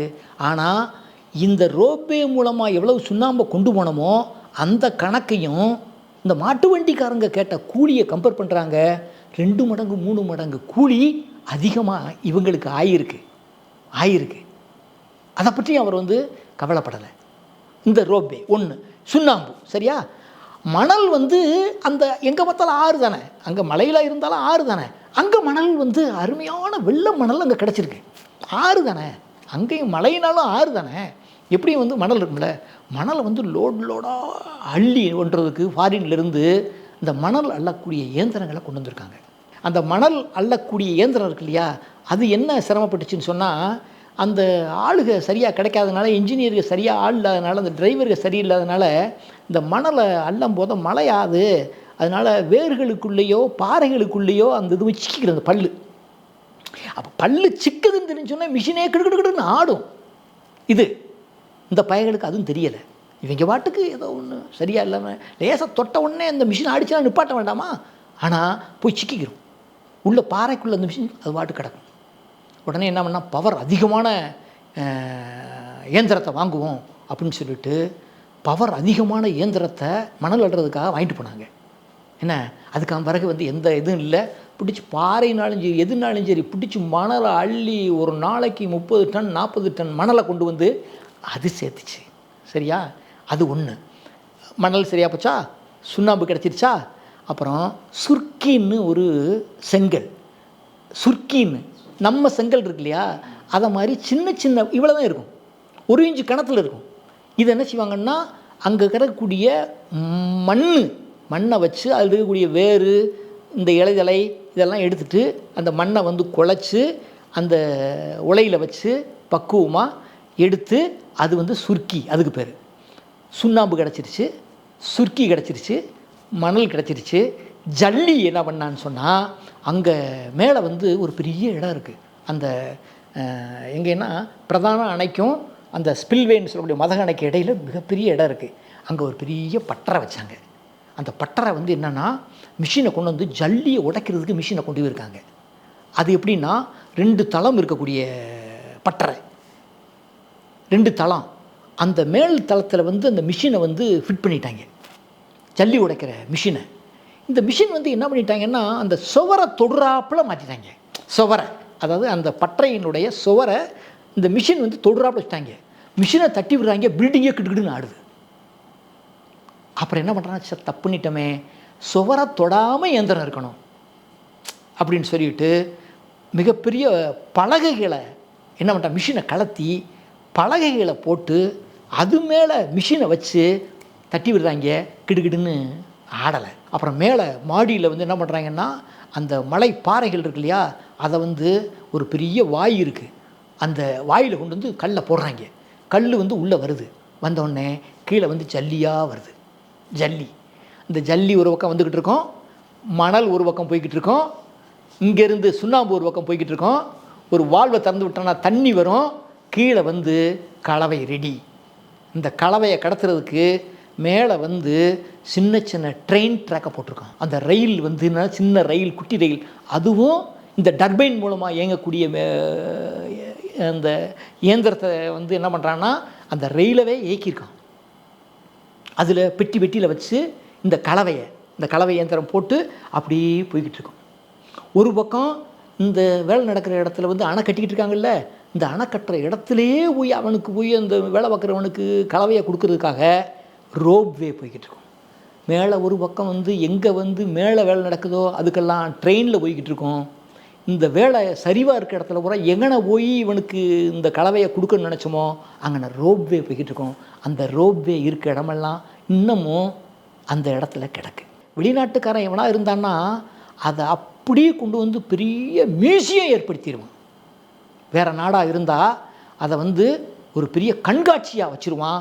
இன்றைக்கி அது அப்படியும் காலத்தில் வெயிலில், பனியில், மழையில் கிடந்து கேட்பாரற்று இன்றைக்கி அதை பூரா என்னுடைய நாவலில் நான் வருத்தப்பட்டு பதிவு பண்ணியிருக்கேன். இப்போயும் இருக்குது. இந்த அணைக்கட்டை பற்றி நம்ம எழுதுறதுக்கு முக்கியமான காரணம் என்னென்னா, தரையில் இருந்திருந்தால் இதை பற்றி நம்ம எழுத போகிறது கிடையாது. இந்த மலங்காட்டில் இருக்கான். அப்போது அங்கே என்ன நடந்துச்சுன்னு சொன்னால், தண்ணீர் மட்டம் வந்து இவங்க தேக்கித்தான் தண்ணியை கொண்டு வராங்க. அப்போ தண்ணி மட்டம் வந்து கூடிக்கிட்டே போகுது. ஒரு 130, 140 அடிக்கு போகும்போது காட்டுப்பகுதி 8000 ஏக்கருக்குள்ள காட்டுப்பகுதியில் இருக்கக்கூடிய பறவைகள், விலங்குகள், புழு, பூச்சி, இலைகள், வேர்கள் என்ன அத்தனை என்ன பண்ணுதுன்னா அழுகுது. அப்போது உயிரினங்கள் எல்லாம், அதாவது இப்படிப்பட்ட உயிரினங்களும் தாவரங்களும் சேர்ந்து அழுகுது. தண்ணி மட்டம் கூடும் போத அந்த அழுகலில் நோய் வந்துடுது. அழுகலில் அந்த தண்ணியவே குடிக்கிறாங்க. வேலைக்கு போனவன் போகிறான் குடிக்கிறான். அதாவது கிட்டத்தட்ட அவங்க சொல்கிற கணக்கு பிரகாரம் வந்து 3000, 4000, 5000 பேர்லாம் வேலை பார்த்துருக்காங்க ஒரு நாளைக்கு. அப்போ அங்கே பூரா குடியிருக்காங்க. அப்போ குடியிருக்கும் போது அந்த தண்ணி வந்து என்னன்னு சொன்னால், நோய் வருதுன்னு தெரிஞ்ச உடனே, காலரா பரவுதுன்னு தெரிஞ்ச உடனே இவங்க என்ன பண்ணுறாங்க, டமாரம் அடித்து யாரும் தண்ணி இனிமேல் இந்த தேங்கின தண்ணியை என்ன குடிக்காதீங்க, நீங்கள் வந்து உங்களுக்கு கிணறு வெட்டி கொடுத்துருக்கோம், அங்கே நாங்கள் கிணறை தோண்டி கொடுத்துருக்கோம், அதில் குடிங்க, அல்லது நீங்களாக கூட ஏதாவது ஒரு ஆற்று ஓரமாக வந்து ஒரு ஊற்று நீரை தோண்டி அதை குடிங்க அப்படின்னு டமாரம் சொல்கிறாங்க. ஆனால் இவங்க அதை குடிக்கிறதில்ல. நம்ம ஆளுக வந்து என்னென்னா தண்ணியை குடிக்கலைங்கவே என்னன்னு சொன்னால் காய்ச்சல் வந்து பரவுது. அப்போது இந்த மலேரியாவில் மட்டுமே கிட்டத்தட்ட 10-20 நாளில் ஒரு 30-40 பேர் சாகிறான், மனமண்ணி சாகிறான். அங்கே ஆஸ்பத்திரி ஏற்படுத்துகிறாங்க. வெளிநாட்டு மருந்தெல்லாம் இறக்குமதி பண்ணி கொண்டு வராங்க. அந்த மருந்தெல்லாம் கொடுக்குறாங்க இவங்களுக்கு. இவன் என்ன சொல்கிறான், இவங்க அந்த காலத்தில் என்னென்னா வெளிநாட்டு மருந்து, அவங்க வெள்ளைக்கார மருந்தை நமக்கு சரிப்பட்டு வராதுன்னு சொல்லிட்டு இவன் நம்ம ஆளுக வந்து இந்த இயற்கை வைத்தியமே பார்க்கணுன்னு சொல்லி நினைக்கிறான். ஆனால் அந்த மருந்தை இவன் குடிக்க மாட்டேங்கான். இவங்க என்னென்னா என்னதே நடக்குது, இவங்க சுத்தமாக இல்லையோ அப்படின்னு சொல்லிட்டு இவங்க அந்த பகுதிகளுக்கெல்லாம், அந்த குடியிருப்பு பகுதிகளுக்குள்ளே உள்ளே போகிறாங்க. உள்ளே நுழைய முடியல, சேரும் சகதியுமாக கிடக்கு. இனிமேலாவது தண்ணியை குடிக்காதீங்க அப்படின்னு சொல்லி டமார் அடிக்கிறாங்க. குடிக்க மாட்டேங்கான், சாகுது. உடனே என்ன பண்ணுறாங்கன்னா, வெந்நியை காய்ச்சி பெரிய பெரிய ட்ரம்மில் வச்சு அந்த ஒவ்வொரு முகாம்லேயும் போய் ஒரு டேப்பை பொருத்தி, இந்த வெந்நியை நீங்கள் குடிக்க மாட்டேன், நாங்கள் காய்ச்சி கொடுக்குறோம், இதை போய் குடிங்கடா அப்படின்னு சொல்கிறாங்க. அங்கே போய் மறுநாள் போனால் தண்ணி தீர்ந்துருக்கும், இன்னொரு தடவை டேங்கில் ஏற்றலாம் அப்படின்ட்டு போனால் ஒரு இன்ச்சு கூட குறையாமல் அப்படியே இருக்குது. கேட்டால் என்ன சொல்கிறான்னா, குடிக்க மாட்டேங்கான். அவன் என்ன சொல்கிறான், இந்த வெந்நியெல்லாம் குடித்தா நாக்குக்கு ருசியாவா இருக்குது அப்படின்னு சொன்னால் செத்துக்கிட்டு இருக்காங்க. என்ன இப்படிப்பட்ட நோய் இருக்கு இல்லையா? அங்கே ஆஸ்பத்திரியில் அந்த ஆஸ்பத்திரி காட்சியெல்லாம் நான் படமாக போட்டிருக்கேன். அங்கே இருந்த ஆஸ்பத்திரியினுடைய காட்சியெல்லாம் போட்டிருக்கேன். அதில் ஒருத்தன் எப்படி செத்தாங்கிறத ஒரு 5-6 பக்கத்துக்கு நான் விவரிச்சிருக்கேன். அவன் ஊர் வந்து கயத்தாறு, நம்ம கோயில்பட்டி தாண்டி தூத்துக்குடி அந்த அந்த வழியாக கயத்தாறு. அங்கேருந்து வேலைக்கு போகிறான். அவன் யாருன்னு சொன்னால், அவன் பேர் முனியாண்டின்னு கேரக்டர். அவன் கிணறு வெட்ட போயிருக்கான். தண்ணி பஞ்சம் தானே, அதனால் கிணறு வெட்ட போகும்போது கிணத்துக்குள்ளே விழுந்துட்டான். அவன் கால் நொண்டி ஆகிட்டான். ஊரில் பல முனியாண்டி இருக்காங்க, அதனால் அவனுக்கு பேர் நொண்டி முனியாண்டி. அப்போ நொண்டி முனியாண்டி அவனுடைய கேரக்டர் என்னன்னு சொன்னால், ஊர்களில் வம்பு தும்புக்கு போய்கிட்டே இருக்கிறது. இவன் மகனுக்கு பொண்ணை யாருன்னா இவங்க அக்கா மகளை தான் கல்யாணம் பண்ணி கொடுத்துருக்கான். ஆனால் அவளுக்கு என்னென்னா, இவங்க மாமனாரை பற்றி ஊர்காட்டில் வந்து இப்படி புகார் வந்துட்டேன்னா, இந்த ஆள் எதுக்கு இப்படி வந்து ஊர்காட்டு விவகாரத்தில் போய் தலையிட்டுக்கிட்டு இருக்காரு, இவரால் நமக்கும் கெட்ட பேராக இருக்குது. நம்ம ஊர்லேருந்து 4-5 பேர் தான் அந்த அணைக்கட்டு வேலைக்கு போகிறாங்கல்ல, முல்லை பெரியார் அணைக்கு போய்கிட்டு இருக்காங்கல்ல, இவரும் சேர்ந்து போக கால் நுண்டின்னு தெரியாமல் அப்படி சொல்கிறான். இவன் என்ன பண்ணுறான், நம்ம நுண்டின்னு தெரிஞ்சுக்கிட்டே இவன் வந்து நம்ம மருமக இப்படி சொல்கிறாளேன்னு சொல்லிட்டு கோபத்தில் என்ன பண்ணுறான்னா, அவன்கிட்ட கொஞ்சம் காசை வாங்கிட்டு அவன் அங்கே போயிடுறான். மற்ற ஆளுகளோட சேர்ந்து இந்த அணைக்கட்டு வேலைக்கு போயிடுறான். கம்பம் போகிறான். கம்பத்தில் போய் அங்கே ஒருத்தர், இந்த ஏஜென்ட் ஒருத்தர் இருக்கார், ஆளுகளை அனுப்புகிற ஏஜென்ட் இருக்கார். அவர்கிட்ட வீட்டில் போய் நல்லா சாப்பிட்டுட்டு அதுக்கடுத்து மாட்டு வண்டியில் போய் பெண்ணிக்குக்கு போய் பார்க்க, இது என்னுடைய கற்பனை. பெண்ணிக்குக்கு போய் பார்க்குறாரு. அப்போ பெண்ணிக்குனுடைய பொண்டாட்டி வந்து, இவரை வேலை கொடு, இவர் பார்க்க நைஸ் மேன், என்ன நொண்டின்னு நினைக்காத அப்படின்னு சொல்லி வேலைக்கு சேர்த்துருவாங்க. அன்னையிலிருந்து அந்த முகாம்லேயே அத்தனை பேருக்கு இல்லாத சிறப்பாக இருக்குன்னா இவனுக்கு மட்டும் அந்த பெண்ணிக்குனுடைய வீட்டில் இருக்கும். முதல் காஃபி இவனுக்கு தான், அடுத்து தான் பெண்ணிக்குக்கெல்லாம் அப்படிங்கிற நிலைமையில் அவன் வந்து அவனை கண்டாலே எல்லாம் ஊர்காட்டில் நொண்டி அப்படின்னு சொல்லிட்டு ஓடுவாங்க சின்ன பசங்கள்லாம். ஆனால் இங்கே என்னென்னா, பெண்ணிக்கு கூட தொடர்பு இருக்கான்னு சொன்னோன்னே ஏகப்பட்ட மரியாதை அவனுக்கு இருக்கும். அவன் ஒருத்தன் பாதிக்கப்பட்டு இப்போ ஆஸ்பத்திரியில் இருக்கான். டாக்டர் வந்து சொல்லுவார், இவன் போவான். பெண்ணிக்கு வந்து என்ன சொல்லுவார்னா, ஏதாவது ஃபுட்டு சாப்பிட்றாரா, இல்லை 2 நாள் ஆச்சு அப்படின்னு சொன்னாலும் அப்புறம் போவார். போன உடனே அப்படியே பார்ப்பான். பார்த்துட்டு அம்மா வரலையான்னு கேட்பான். அவள் வந்துடுவாள், பெண்ணிக்கு ஒய்ஃப் வந்துடுவாள். அப்படியும் அவன் செத்துருவான். செத்த உடனே மகன் வந்து இங்கே இருக்கான் இல்லையா, இவனுக்கு உடனே தந்தி அடித்து நீ வாப்பா அப்படின்னு சொல்லுவாங்க. இவன் போவான், பெண்ணிக்கு பார்ப்பான். அப்புறமேலு அவன் சொல்லுவான் அப்பா கதையெல்லாம். இதுக்கு தான் நாங்கள் அனுப்பணும், ஊர்காட்டில் வம்பு பண்ணுறாருன்னு சொல்லிட்டு அனுப்பணும், கால் நொண்டி அப்படின்னு சொல்லிட்டு அவன். நாங்கள் ஒரு வாரமாக 10 நாளாக நாங்களே சாப்பிடலை. என் மக தாத்தா எங்கன்னு கேட்குறா. என்ன அப்போ நாங்கள் வந்து என்னென்னா, கிணறு வெட்டுறதுக்கு போவார்ல, இப்போ பெரிய பஞ்சம், அதனால் அணை கட்டுறதுக்கு போயிருக்காருன்னு சொல்லிக்கிட்டு இருப்போம். போன தடவை வந்தார், கையில் காசு ஒன்று வந்தார். அவர் ஒரு வார்த்தை எங்கிட்ட விட்டார், நான் செத்தா அவங்க 2 பேர் காலையில் தான் சாகணும்னு சொல்லிட்டு வந்தார்.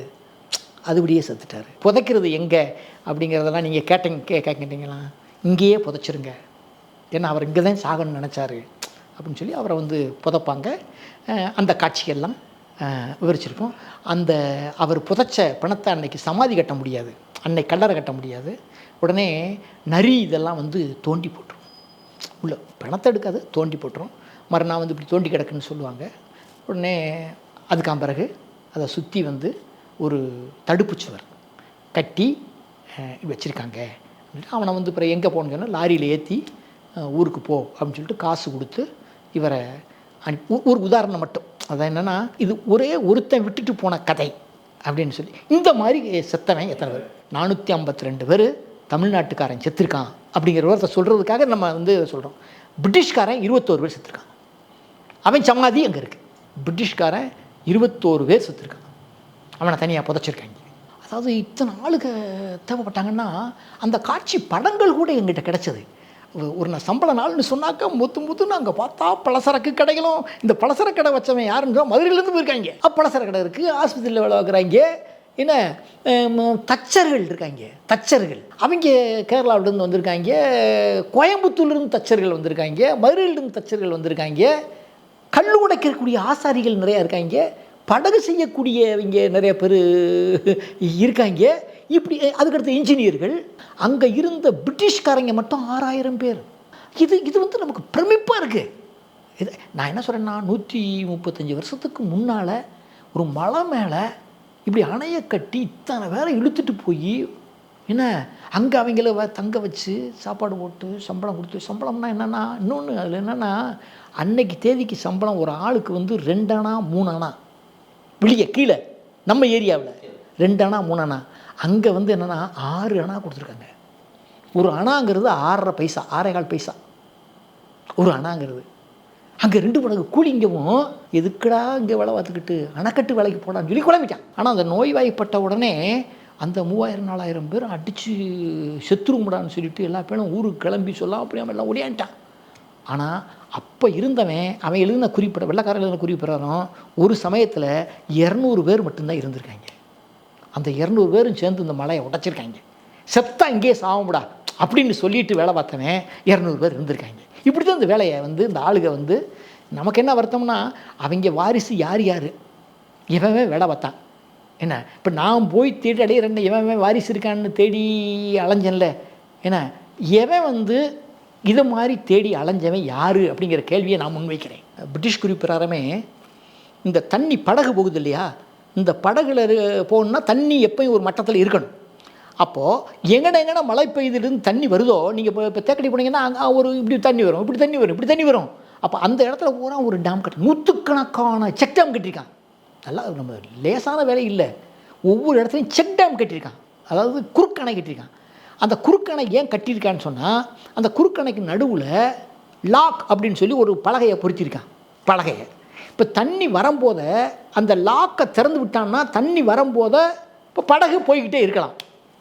சரியா, படகு போய்கிட்டே இருக்கலாம்.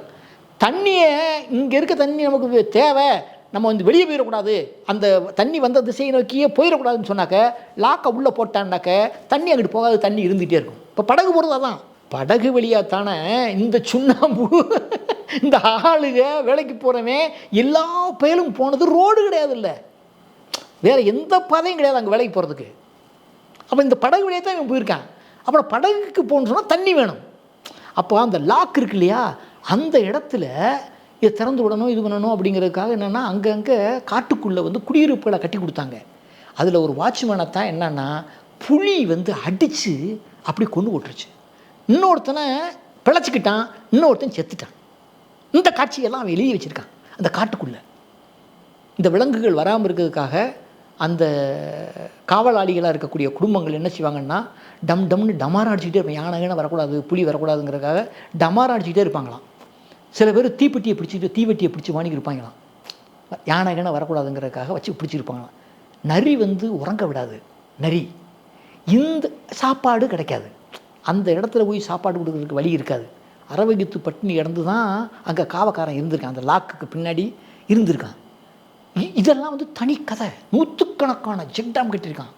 தண்ணியை இங்கே வந்து வச்சு தேக்கடியில் தண்ணி தேங்கி நிற்கணும் அப்படிங்கிறதுக்காக அங்கங்கே அந்த இதெல்லாம் பண்ணிக்கலாம். இதை மாதிரி எடுக்க எடுக்க ஒவ்வொன்றும் வந்து தனித்தனி கதையாக இருக்குது. 100கணக்கான கதைகள் வந்து இந்த அணைக்குள்ளே 100கணக்கான கதைகள் ஒழிஞ்சிக்கிட்டு இருக்கு. இந்த பிடுங்கிட்டு ஆளுகள்லாம் ஓடி வர்றது வரைக்கும் முதல் ஒற்றுமையாக தான் இருந்தாங்க.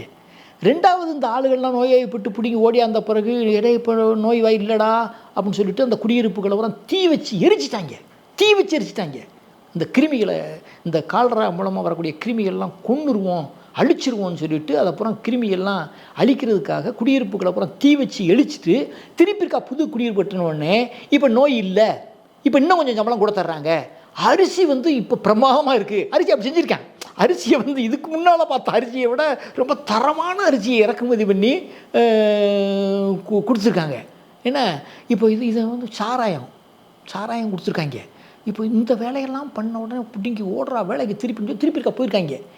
இவங்கிட்ட தான் என்ன பண்ணால் இந்த குட்டிகளாட்டா இந்த ஜாதி பாகுபாடு வந்து இவங்க குடியிருப்புகளை போயிருப்பாங்கல்ல, எவனா ஒருத்தன் வேறு ஆள் வந்துட்டான்னு சொன்னாக்க அவன் அந்த மாதிரி அவன்டா அப்படின்னு சொன்னாக்க இவங்க அவனை வந்து டீஸ் பண்ணுறது, அவனை வந்து வேறு மாதிரி மனசை புண்படுத்த பேசுகிறது.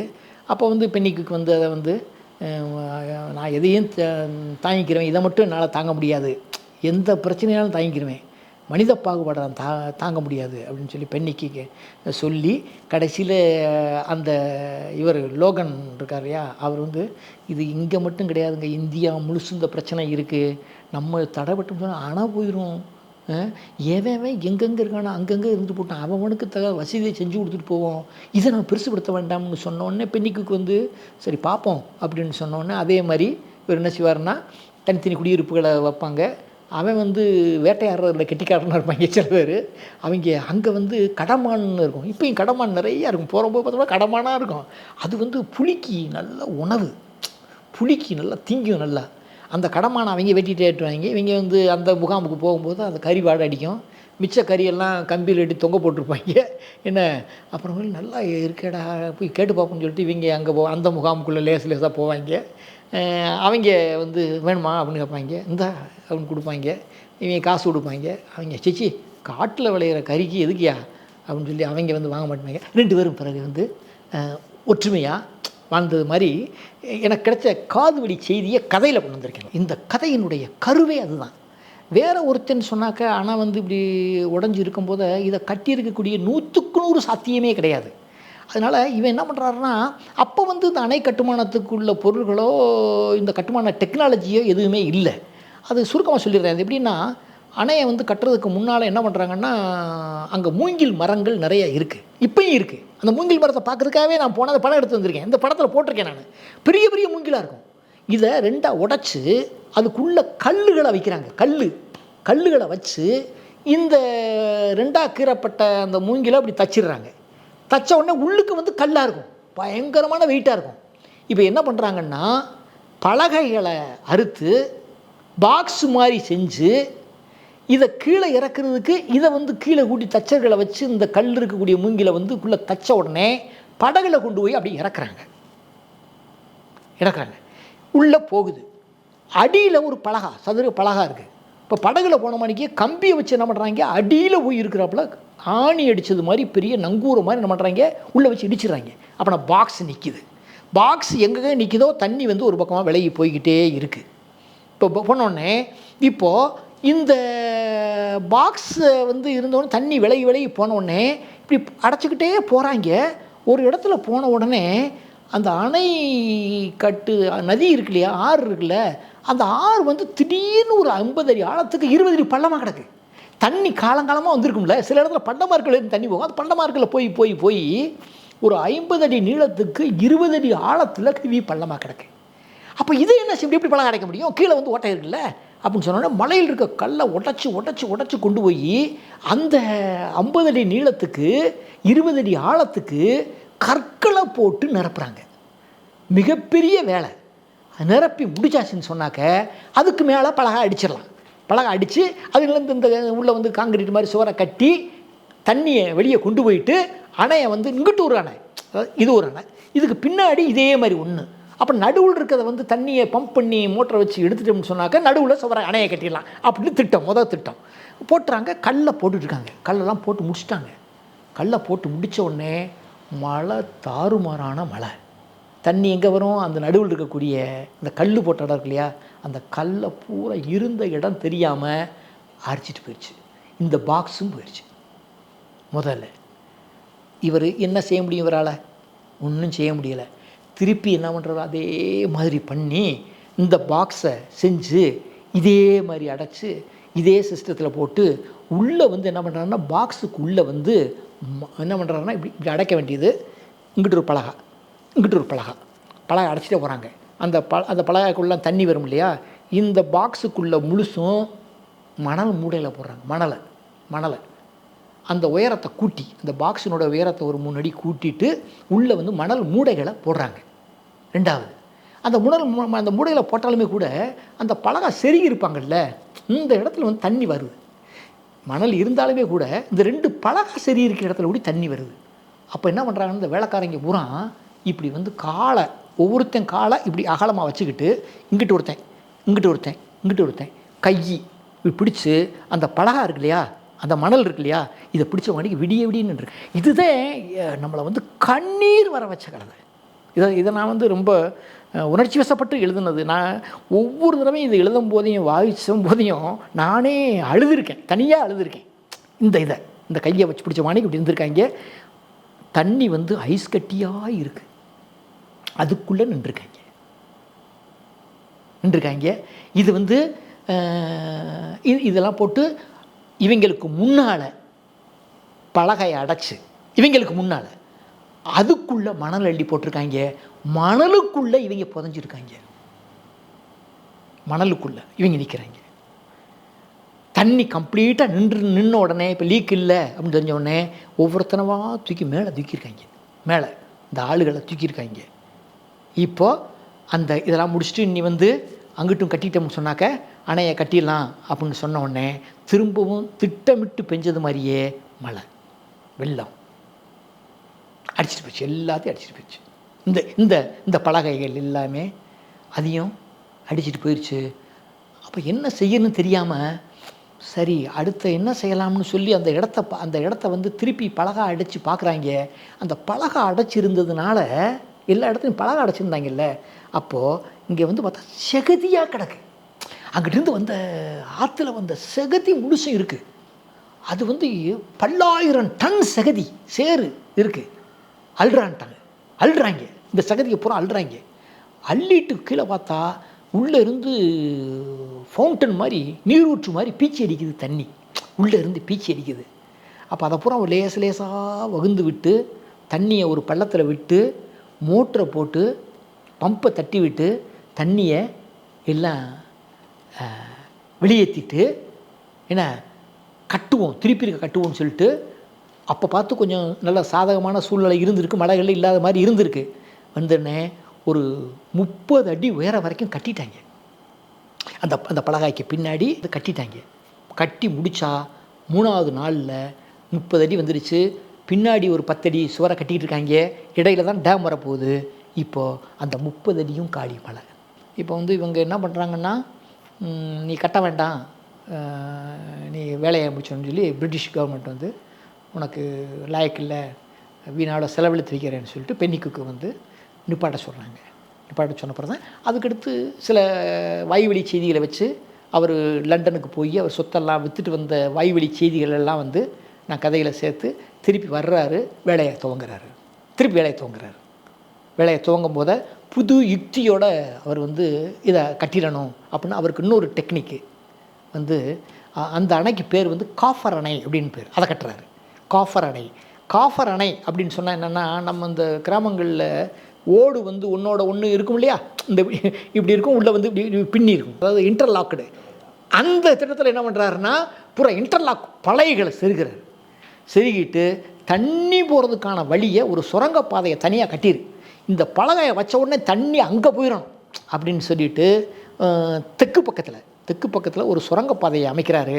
இந்த இன்டர்லாக் பலகைகளை செருகின உடனே எந்த பிரச்சனையும் இல்லாமல் தண்ணி வந்து சுரங்கத்துக்குள்ளே அப்படி போயிடுது. அந்த சுரங்கத்தை வந்து நல்லா வடிவமைச்சு தண்ணி உள்ளே போகிறாப்புல ஒரு லாக் மாதிரி வச்சு உள்ளே இந்த எதுவும் இந்த மரங்கரம் வந்துச்சுன்னா அதை வந்து எடுக்கிறாப்புல என்ன அந்த வசதியெல்லாம் பண்ணிவிட்டு இந்த இன்டர்லாக் பலகைகளை செருகின உடனே டக்குன்னு என்ன பண்ணுற தண்ணி நிறுத்த உடனே அந்த இப்படி சரி இன்டர்லாக் பலகைகளை செருகிறாருன்னா இதை வந்து என்ன பண்ணுறாருன்னா சதுரமாக ரூம்பு கட்டுறாரு. இங்கிட்டு அதாவது சதுரமாக ரூம்பு. அந்த ரூம்பில் பூரா என்ன பண்ணுறாருன்னா காங்க்ரீட், இந்த இது சுண்ணாம்பு காங்க்ரீட் இருக்கு இல்லையா, சுண்ணாம்பு காரை இதை வச்சு உள்ளே அந்த நிரப்பிட்டார். இதை பூரா என்னென்னா இங்கே பூரா என்ன பண்ணுறாருன்னா இப்படியே உள்ள அந்த அதுக்கு பின்னாடியே வச்சு கட்டிடுறாரு. கட்டின உடனே தண்ணி ஊரம் அங்கிட்டு போயிடுச்சு. இந்த இடத்துல தண்ணி கசிவு இருக்கிறத வந்து மோட்டர் போட்டு மேடம் எடுத்தாங்க. இங்கிட்டு ஒரு சுவர் கட்டினார். காட்டின உடனே தோன்றா உள்ள வேட்டை வச்சு அடித்து கீழே வந்து பாறையை தகத்து எடுங்கடா, கீழே பேஸ்மெண்ட்டை வேணும் இல்லையா. அப்போ தான் அந்த ஒட்டர்கள்ங்கிறவங்க, மதுரையிலேருந்து வந்த ஒட்டர்கள், அவங்கள பற்றி ஒரு 3-4 பக்கம் எழுதியிருக்கேன். அதில் ரொம்ப கெட்டிக்காரங்க அவங்க. ஒட்டர்கள் வந்து வேலை செய்கிறாங்க. அந்த மதுரையிலேருந்து வந்த ஒட்டர்கள் அவங்க தான் திருமல நாயக்கர் மகால், மீனாட்சி அம்மன் கோயில், பெரிய பெரிய மலைகளை உடைக்கிறது, கிணறு வெட்ட போகிறது, இந்த இதில் அவங்கள மிஞ்சின ஆளுகளே கிடையாது. அவங்க வந்துட்டாங்க, பாறையை உடைச்சி பேஸ்மெண்ட்டும் போட்டாங்க. இவங்க வந்து எந்த ஊருக்கு போனாலும் ஒட்டிக்கிடுவாங்க என்ன. ஆனால் ஒட்டர்கள், அதனால ஒட்டர்கள். ஆனால் இவங்களுக்கு பேர் ஒட்டா நாயக்கர்னு எப்படி பேர் வச்சுக்கிறது இன்னும் தெரியலை. சரியா? இவங்க வந்து இப்பையும் கூட திருவண்ணாமலையில் இருக்காங்க. சேலத்தில் கரும்பு வெட்டுறவங்கெல்லாம் அந்த ஒட்டர்கள் தான். ஒட்டாநாயக்கருங்கிற பேரில் இருக்காங்க. அதே மாதிரி இங்கே திண்டுக்கல் பக்கத்தில், கரூர் பக்கத்துலலாம் எல்லா கிணறும் வெட்டினவங்க அவங்க தான். இன்னமும் வந்து அவங்க வாழ்க்கையை பற்றி சினிமா படமே நான் பார்த்துருக்கேன். ஒரு படம் நீர் நிலம் அப்படின்னு சொல்லி நெருப்பு அப்படின்னு ஒரு படமே வந்திருக்கு. உங்களை பற்றி ஒரு சினிமா படமே வந்திருக்கு. அதில் நான் எழுதின கதையில் இருக்கிறது பூரா வந்திருக்குதுல. நான் கதை எழுதின பிறகு பார்த்தேன்.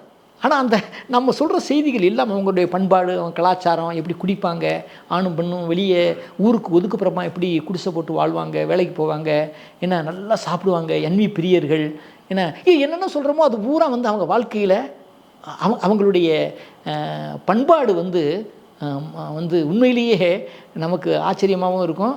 அவங்கள பாராட்டணும். அப்படிப்பட்ட அவங்க ஒட்டரைகள். அவங்க வந்தாங்க. அப்புறம் படகு எப்படி செஞ்சாங்க, அதுக்கு எப்படி வந்தாங்க, இப்படி இந்த வேலைகள் நடக்கிறது எல்லாமே அப்படித்தான் நடந்துச்சு. இவங்க வந்து ஆந்திராவில் இருந்து வந்தவங்கங்கிற குறிப்பு தான் இருக்குது. இவங்க எப்படி எதுக்காக வந்தாங்கன்னு சொன்னால், விஜயநகர பேரரசு நாயக்கர்கள் காலத்தில் தான் மதுரை ஆண்டவன் விஜயநகர அந்த ராஜ்யத்துக்கு கீழே வந்ததுனால அவர் இருக்கிறதுனால என்ன பண்ணுறாங்க, மதுரைக்கு வந்துட்டாங்க. மதுரையில் இந்த மாதிரி இந்த கோயில் குளம் கட்டுறது இதெல்லாம் வந்து வேலை இருந்தவுடனே இந்த வேலையை இவங்க நல்லா செய்கிறதுனால இவங்க ஊருக்கு ஒதுக்குப்புறமாக இருந்து இவங்க வந்து செய்ய ஆரம்பித்தாங்க. அவங்க தான் என்னென்னா, ஒரு என்ஜினியர் என்ன பண்ணார்னா, எனக்கு எழுதின ஒரு தகவல் என்கிட்ட பேசினார். சார் என்ன சார் அதிசயமாக எழுதியிருக்கீங்க, நான் வந்து ஒரு டேம் கட்டுற என்ஜினியரு, ராமநதிங்கிற ஒரு திட்டம், ஏன்னா அம்பாசமுத்திரத்தில் டேம் கட்டுற இருந்தாராம். அப்போ வந்து சார் ஒற்றர்கள் எனக்கு கீழே வேலை பார்க்க வந்தாங்க சார் அப்படின்னு இந்த டேம் கட்டுறதுல வந்தார் அப்படிங்கிற இன்னும் சொல்லப்போனால் 100 பேராவது என்ன செய்வாங்கன்னா அந்த ஒற்றர்களை பற்றிய தகவல்களை சார் எங்கள் ஊரில் இருந்தாங்க சார் ஒட்டன் சத்திரங்கிற ஊரில் வந்தது மாதிரி, அதனால தான் சார் எங்கள் ஊர் ஒட்டன் சத்திரம் அப்படின்னு சொல்கிறவங்கெல்லாம் எனக்கு சுவையான பல தகவல்கள் வந்து இந்த ஒற்றர்களை, எனக்கு அந்த ஒற்றர்களை பார்க்கணும், சினிமா படத்தை அதுக்கப்புறம் பார்க்கணும்னு சொல்லி பார்த்தோம்னா அவங்களுடைய அந்த வாழ்க்கை வரலாறு எல்லாமே எனக்கு திரும்ப போய் அவங்கள பார்க்கணும் போல் என்ன ஏற்படுத்துகிற அளவுக்கு அவங்களுடைய வாழ்க்கை, ஒட்டர்களுடைய வாழ்க்கை வந்து எனக்கு அதில் அவங்க வேலை பார்த்துருக்காங்க. அவன் ஒட்டாஸ் அப்படின்னு எழுதியிருக்கான். வெள்ளைக்காரன் எழுதின குறிப்பு தான் இந்த வேலையெல்லாம் நமக்கு துணையாக வந்துச்சுன்னு வைங்களேன். சில கரும்பு வெட்டுற இடங்கள்லாம் அவங்க தெலுங்கில் பேசுவாங்க. ஆனால் இந்த பொதுவாக இருக்கக்கூடிய தெலுங்கு பேசுகிறவங்களுக்கும் அவங்களுக்கும் வந்து நிறையா வேறுபாடு இருக்குது. இவங்க பேசுகிறது அவங்களுக்கு பிடிபடாது. அவங்க வித்தியாசமான தெலுங்கில் பேசுகிறாங்க ஒட்டர்கள். கொஞ்சம் வந்து என்னென்னா நவநாகரிகமாக இருக்கணுங்கிற எண்ணமெல்லாம் அவங்களுக்கு வரவே வராது. அப்படிப்பட்ட அவங்களெல்லாம் உண்மையிலேயே அவங்களெல்லாம் பாராட்டத்தக்க மனிதர்கள். நான் அதில் கடைசி வரி எழுதியிருப்பேன்னா, மண்ணும் மலையும் தான் இவர்களது தொழிற்சாலைகள்னு எழுதியிருப்பேன். நான் என்னுடைய வார்த்தை அவங்கள பற்றி குறிப்பிடும் போது இதை எழுதியிருப்பேன். தொழிற்சாலைகள்ங்கிறது கிடையாது அவங்களுக்கு இந்த மண்ணும் மலையும் தான் அவர்களுக்கு தொழிற்சாலைகள் அப்படின்னு. இந்த நீரோட்டமெல்லாம் நல்லா பார்ப்பாங்களாம்.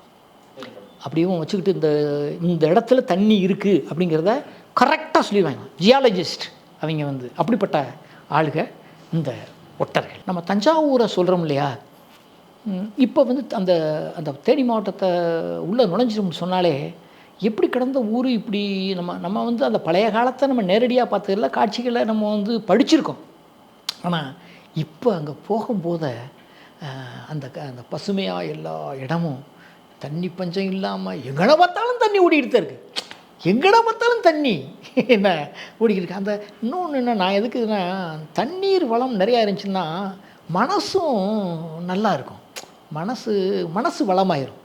தண்ணி இல்லாத போது தானே வேறு அவனுக்கு வேலை வெட்டி இல்லாமல் நல்லா விளையுது, நல்லா சாப்பிட்றான். என்ன அந்த மண்ணில் இருக்கக்கூடிய மனிதர்கள் இவங்கெல்லாம் ஒரு விதமான ஒரு கலாச்சாரத்தோடையும் ஒரு மனவளத்தோடு இருக்கிறது மாதிரியும், அந்த மண் அவங்களுக்கு எந்த பஞ்சமும் இல்லாமல் இருக்கு. என்ன வருதுக்கு அவனுக்கு நெல் விளையுது, அது வாட்டுக்கு விளையுது. 3 போகம் விளையக்கூடிய இடமெல்லாம் இருக்குது. 3 போகம் விளையக்கூடிய இடமெல்லாம் அங்கே இருக்குது. இது இந்த முல்லை பெரியாறு அந்த பரிசு தானே. கொட்டக்குடி ஆறு தேனிக்கு பக்கத்துலேயே அதில் சேருது. முல்லை ஆறுன்னு வருது, வீரபாண்டி ஆறுன்னு வருது. என்ன அப்புறம் இங்கே இருக்கக்கூடிய சுருளியாறு வருது.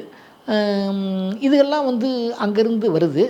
வந்தோடனே எந்த இடத்துல சேருதுன்னு சொன்னால், முல்லை பெரியாரும் இதுவும் சேர்ற இடம் தேனிக்கு கிழக்க குன்னூர் அமைச்சியாபுரம் அப்படின்னு ஒரு பாதை இருக்குது மதுரை ரோட்டில்.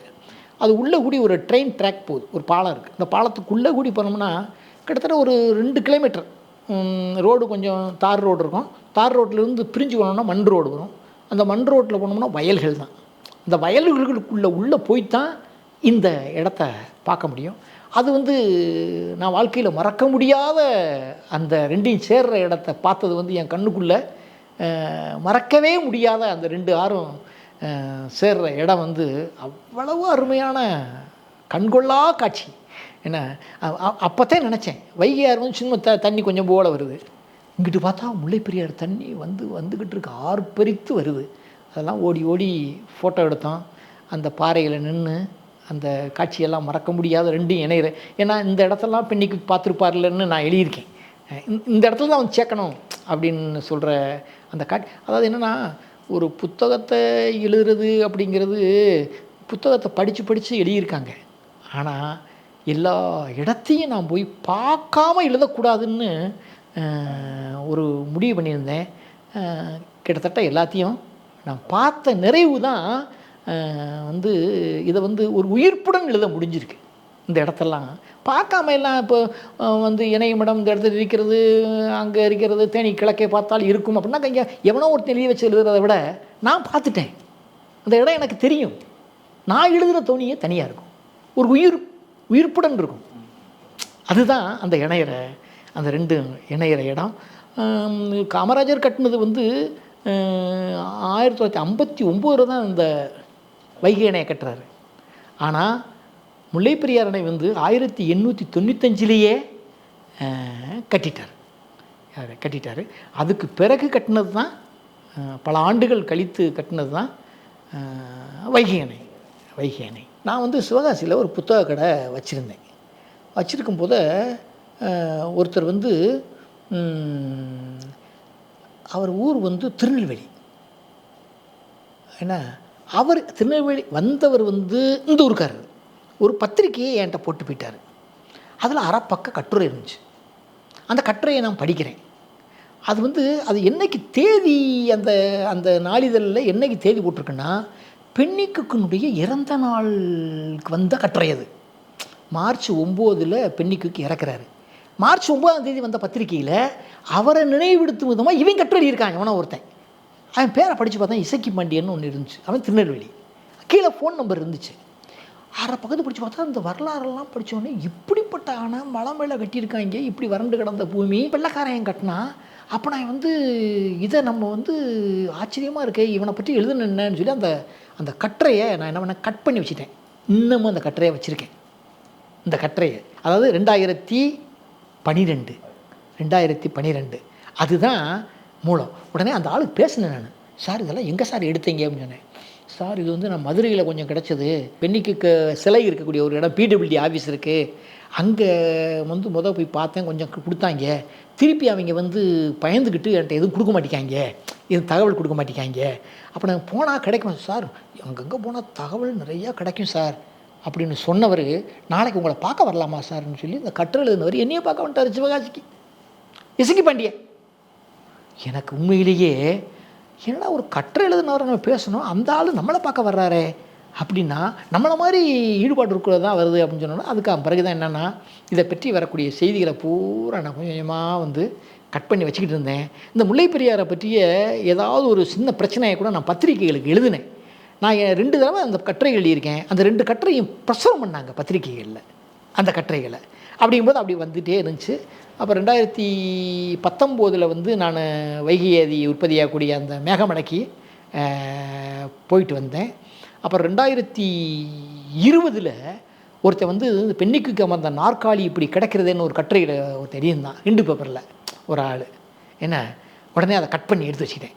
எழுதி வச்சுட்டு என்னுடைய முகநூலில் அந்த படத்தை, அவன் எழுதின அந்த படத்தை போட்டு கடினமான வார்த்தைகளை பயன்படுத்தி என் முகநூலில் போட்டிருந்தேன். பல்லாயிரம் பேர் பகிர்வு செஞ்சு எல்லாம் என்னை வாழ்த்திட்டாங்க. அப்போ என்னென்னா கரெக்டாக ஆளுக அதை ரசிக்கிறாங்க. இந்த முல்லைப்பெரியாரை பற்றியும் பெண்ணிக்கு பற்றியும் நுட்பமான தகவல்கள் கேட்குறதுக்கு இந்த நாடே காத்திருக்கு, அதை யாரும் செய்யலை அப்படின்னு முடிவு பண்ணிவிட்டு, அப்புறமேல் என்னென்னா 2023 நான் என்ன பண்ணுறேன்னா, பெண்ணிக்கு மணிமண்டபத்துக்கு போகும்போது நான் எப்படி ஆதங்கப்பட்டு எழுதுனனோ கரெக்டாக 1 வருஷம் அங்கே அந்த நாற்காலி இருக்குது. எனக்கு ஆச்சரியமாக போச்சு. அதாவது 1 வருஷத்துக்கு முன்னால் இப்படியெல்லாம் கிடைக்கே அப்படின்னு எழுதுனது எத்தனையோ ஆண்டுகளாச்சு. இப்போ நல்லா கவனிச்சுக்கோங்க, எத்தனையோ ஆண்டுகள் ஆச்சு. 1895 வந்து கட்டப்பட்ட அணை அப்போ எல்லாம் வரல. ஆனால் ஓராண்டுக்கு முன்னால் கொஞ்சம் கொஞ்சம் காரசாரமாகவே நான் வந்து இப்படியெல்லாம் கிடக்கலாமா, வெளிநாட்டுக்காரன் பார்த்துட்டு இருப்பானா அப்படின்னு சொன்னோடனே அந்த நாற்காலி படத்தெல்லாம் நான் தொட்டு தொட்டு பார்த்துருக்கேன். தேனி மாவட்டத்தில் இது தொடர்பான இடங்கள் எனக்கு இது தேவைன்னு நினைக்கிறதோ அந்த இடங்களை பூரா நான் பார்த்துட்டேன். அதாவது இந்த முல்லைப்பெரியாறு அணையோட சம்மந்தப்பட்ட இடங்கள் எது எது அப்படிங்கிறது என் காதில் எங்கெங்கே தகவல் இருந்துச்சோ அந்த மண்ணை பூரா மிதிச்சிட்டேன். எங்கெங்கே வந்து இந்த ஆவணங்கள் கிடைக்கும்னு சொன்னாங்களோ அந்த இடத்துல ஒருத்தர் எழுதின ஒரு புத்தகம் வந்து எழுதியிருக்காரு. புத்தகம் எழுதினவருடைய வீடு முகவரி எங்கே இருக்குது அப்படின்னு சொல்லிட்டு சென்னையினுடைய ஆந்திரா எல்லையில் ஒரு ஊர், அந்த ஊரில் இருக்காருன்னு சொன்னோன்னே அவரை தேடி அங்கே போனேன். அவர் செத்துட்டார். அந்த புத்தகம் எழுதினவர் செத்துட்டார். உடனே பக்கத்து வீட்டில் கேட்டேன். அவருடைய தம்பி மகன் ஒருத்தர் இன்ஜினியராக இருக்கார். அவர்கிட்ட வந்து நான் வந்த விஷயத்தெல்லாம் சொன்னேன். சார் நான் தேடி பார்க்குறேன். அதுக்கடுத்து மறுநாள், சார் நான் தேடாத இடம் கிடையாது, அந்த புத்தகம் எதுவுமே கிடைக்கல சார். அவங்க பெரியப்பா, கிடைக்கல சார், வருத்தமாக இருக்குது சார், இருந்தாலும் உங்கள் நம்பர் என்கிட்ட இருக்குது, நான் வந்து கிடச்சின்னு முல்லைப்பெரியாரை பற்றி எழுதுனேன் எங்கள் பெரியப்பா, அது கிடைக்கல சார் அப்படின்ட்டார். அது எனக்கு ஒரு ஏமாற்றம், கிடைக்கல. ஆனால் அவர் எழுதின இன்னொரு புத்தகம் எனக்கு அண்ணா நூற்றாண்டு நூலகத்தில் ஒரு பக்கம் மட்டும் எனக்கு கிடைச்சது.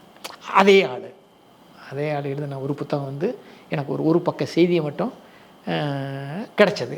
அதனால் ஏமாற்றம் பெரிய அளவில் இல்லை.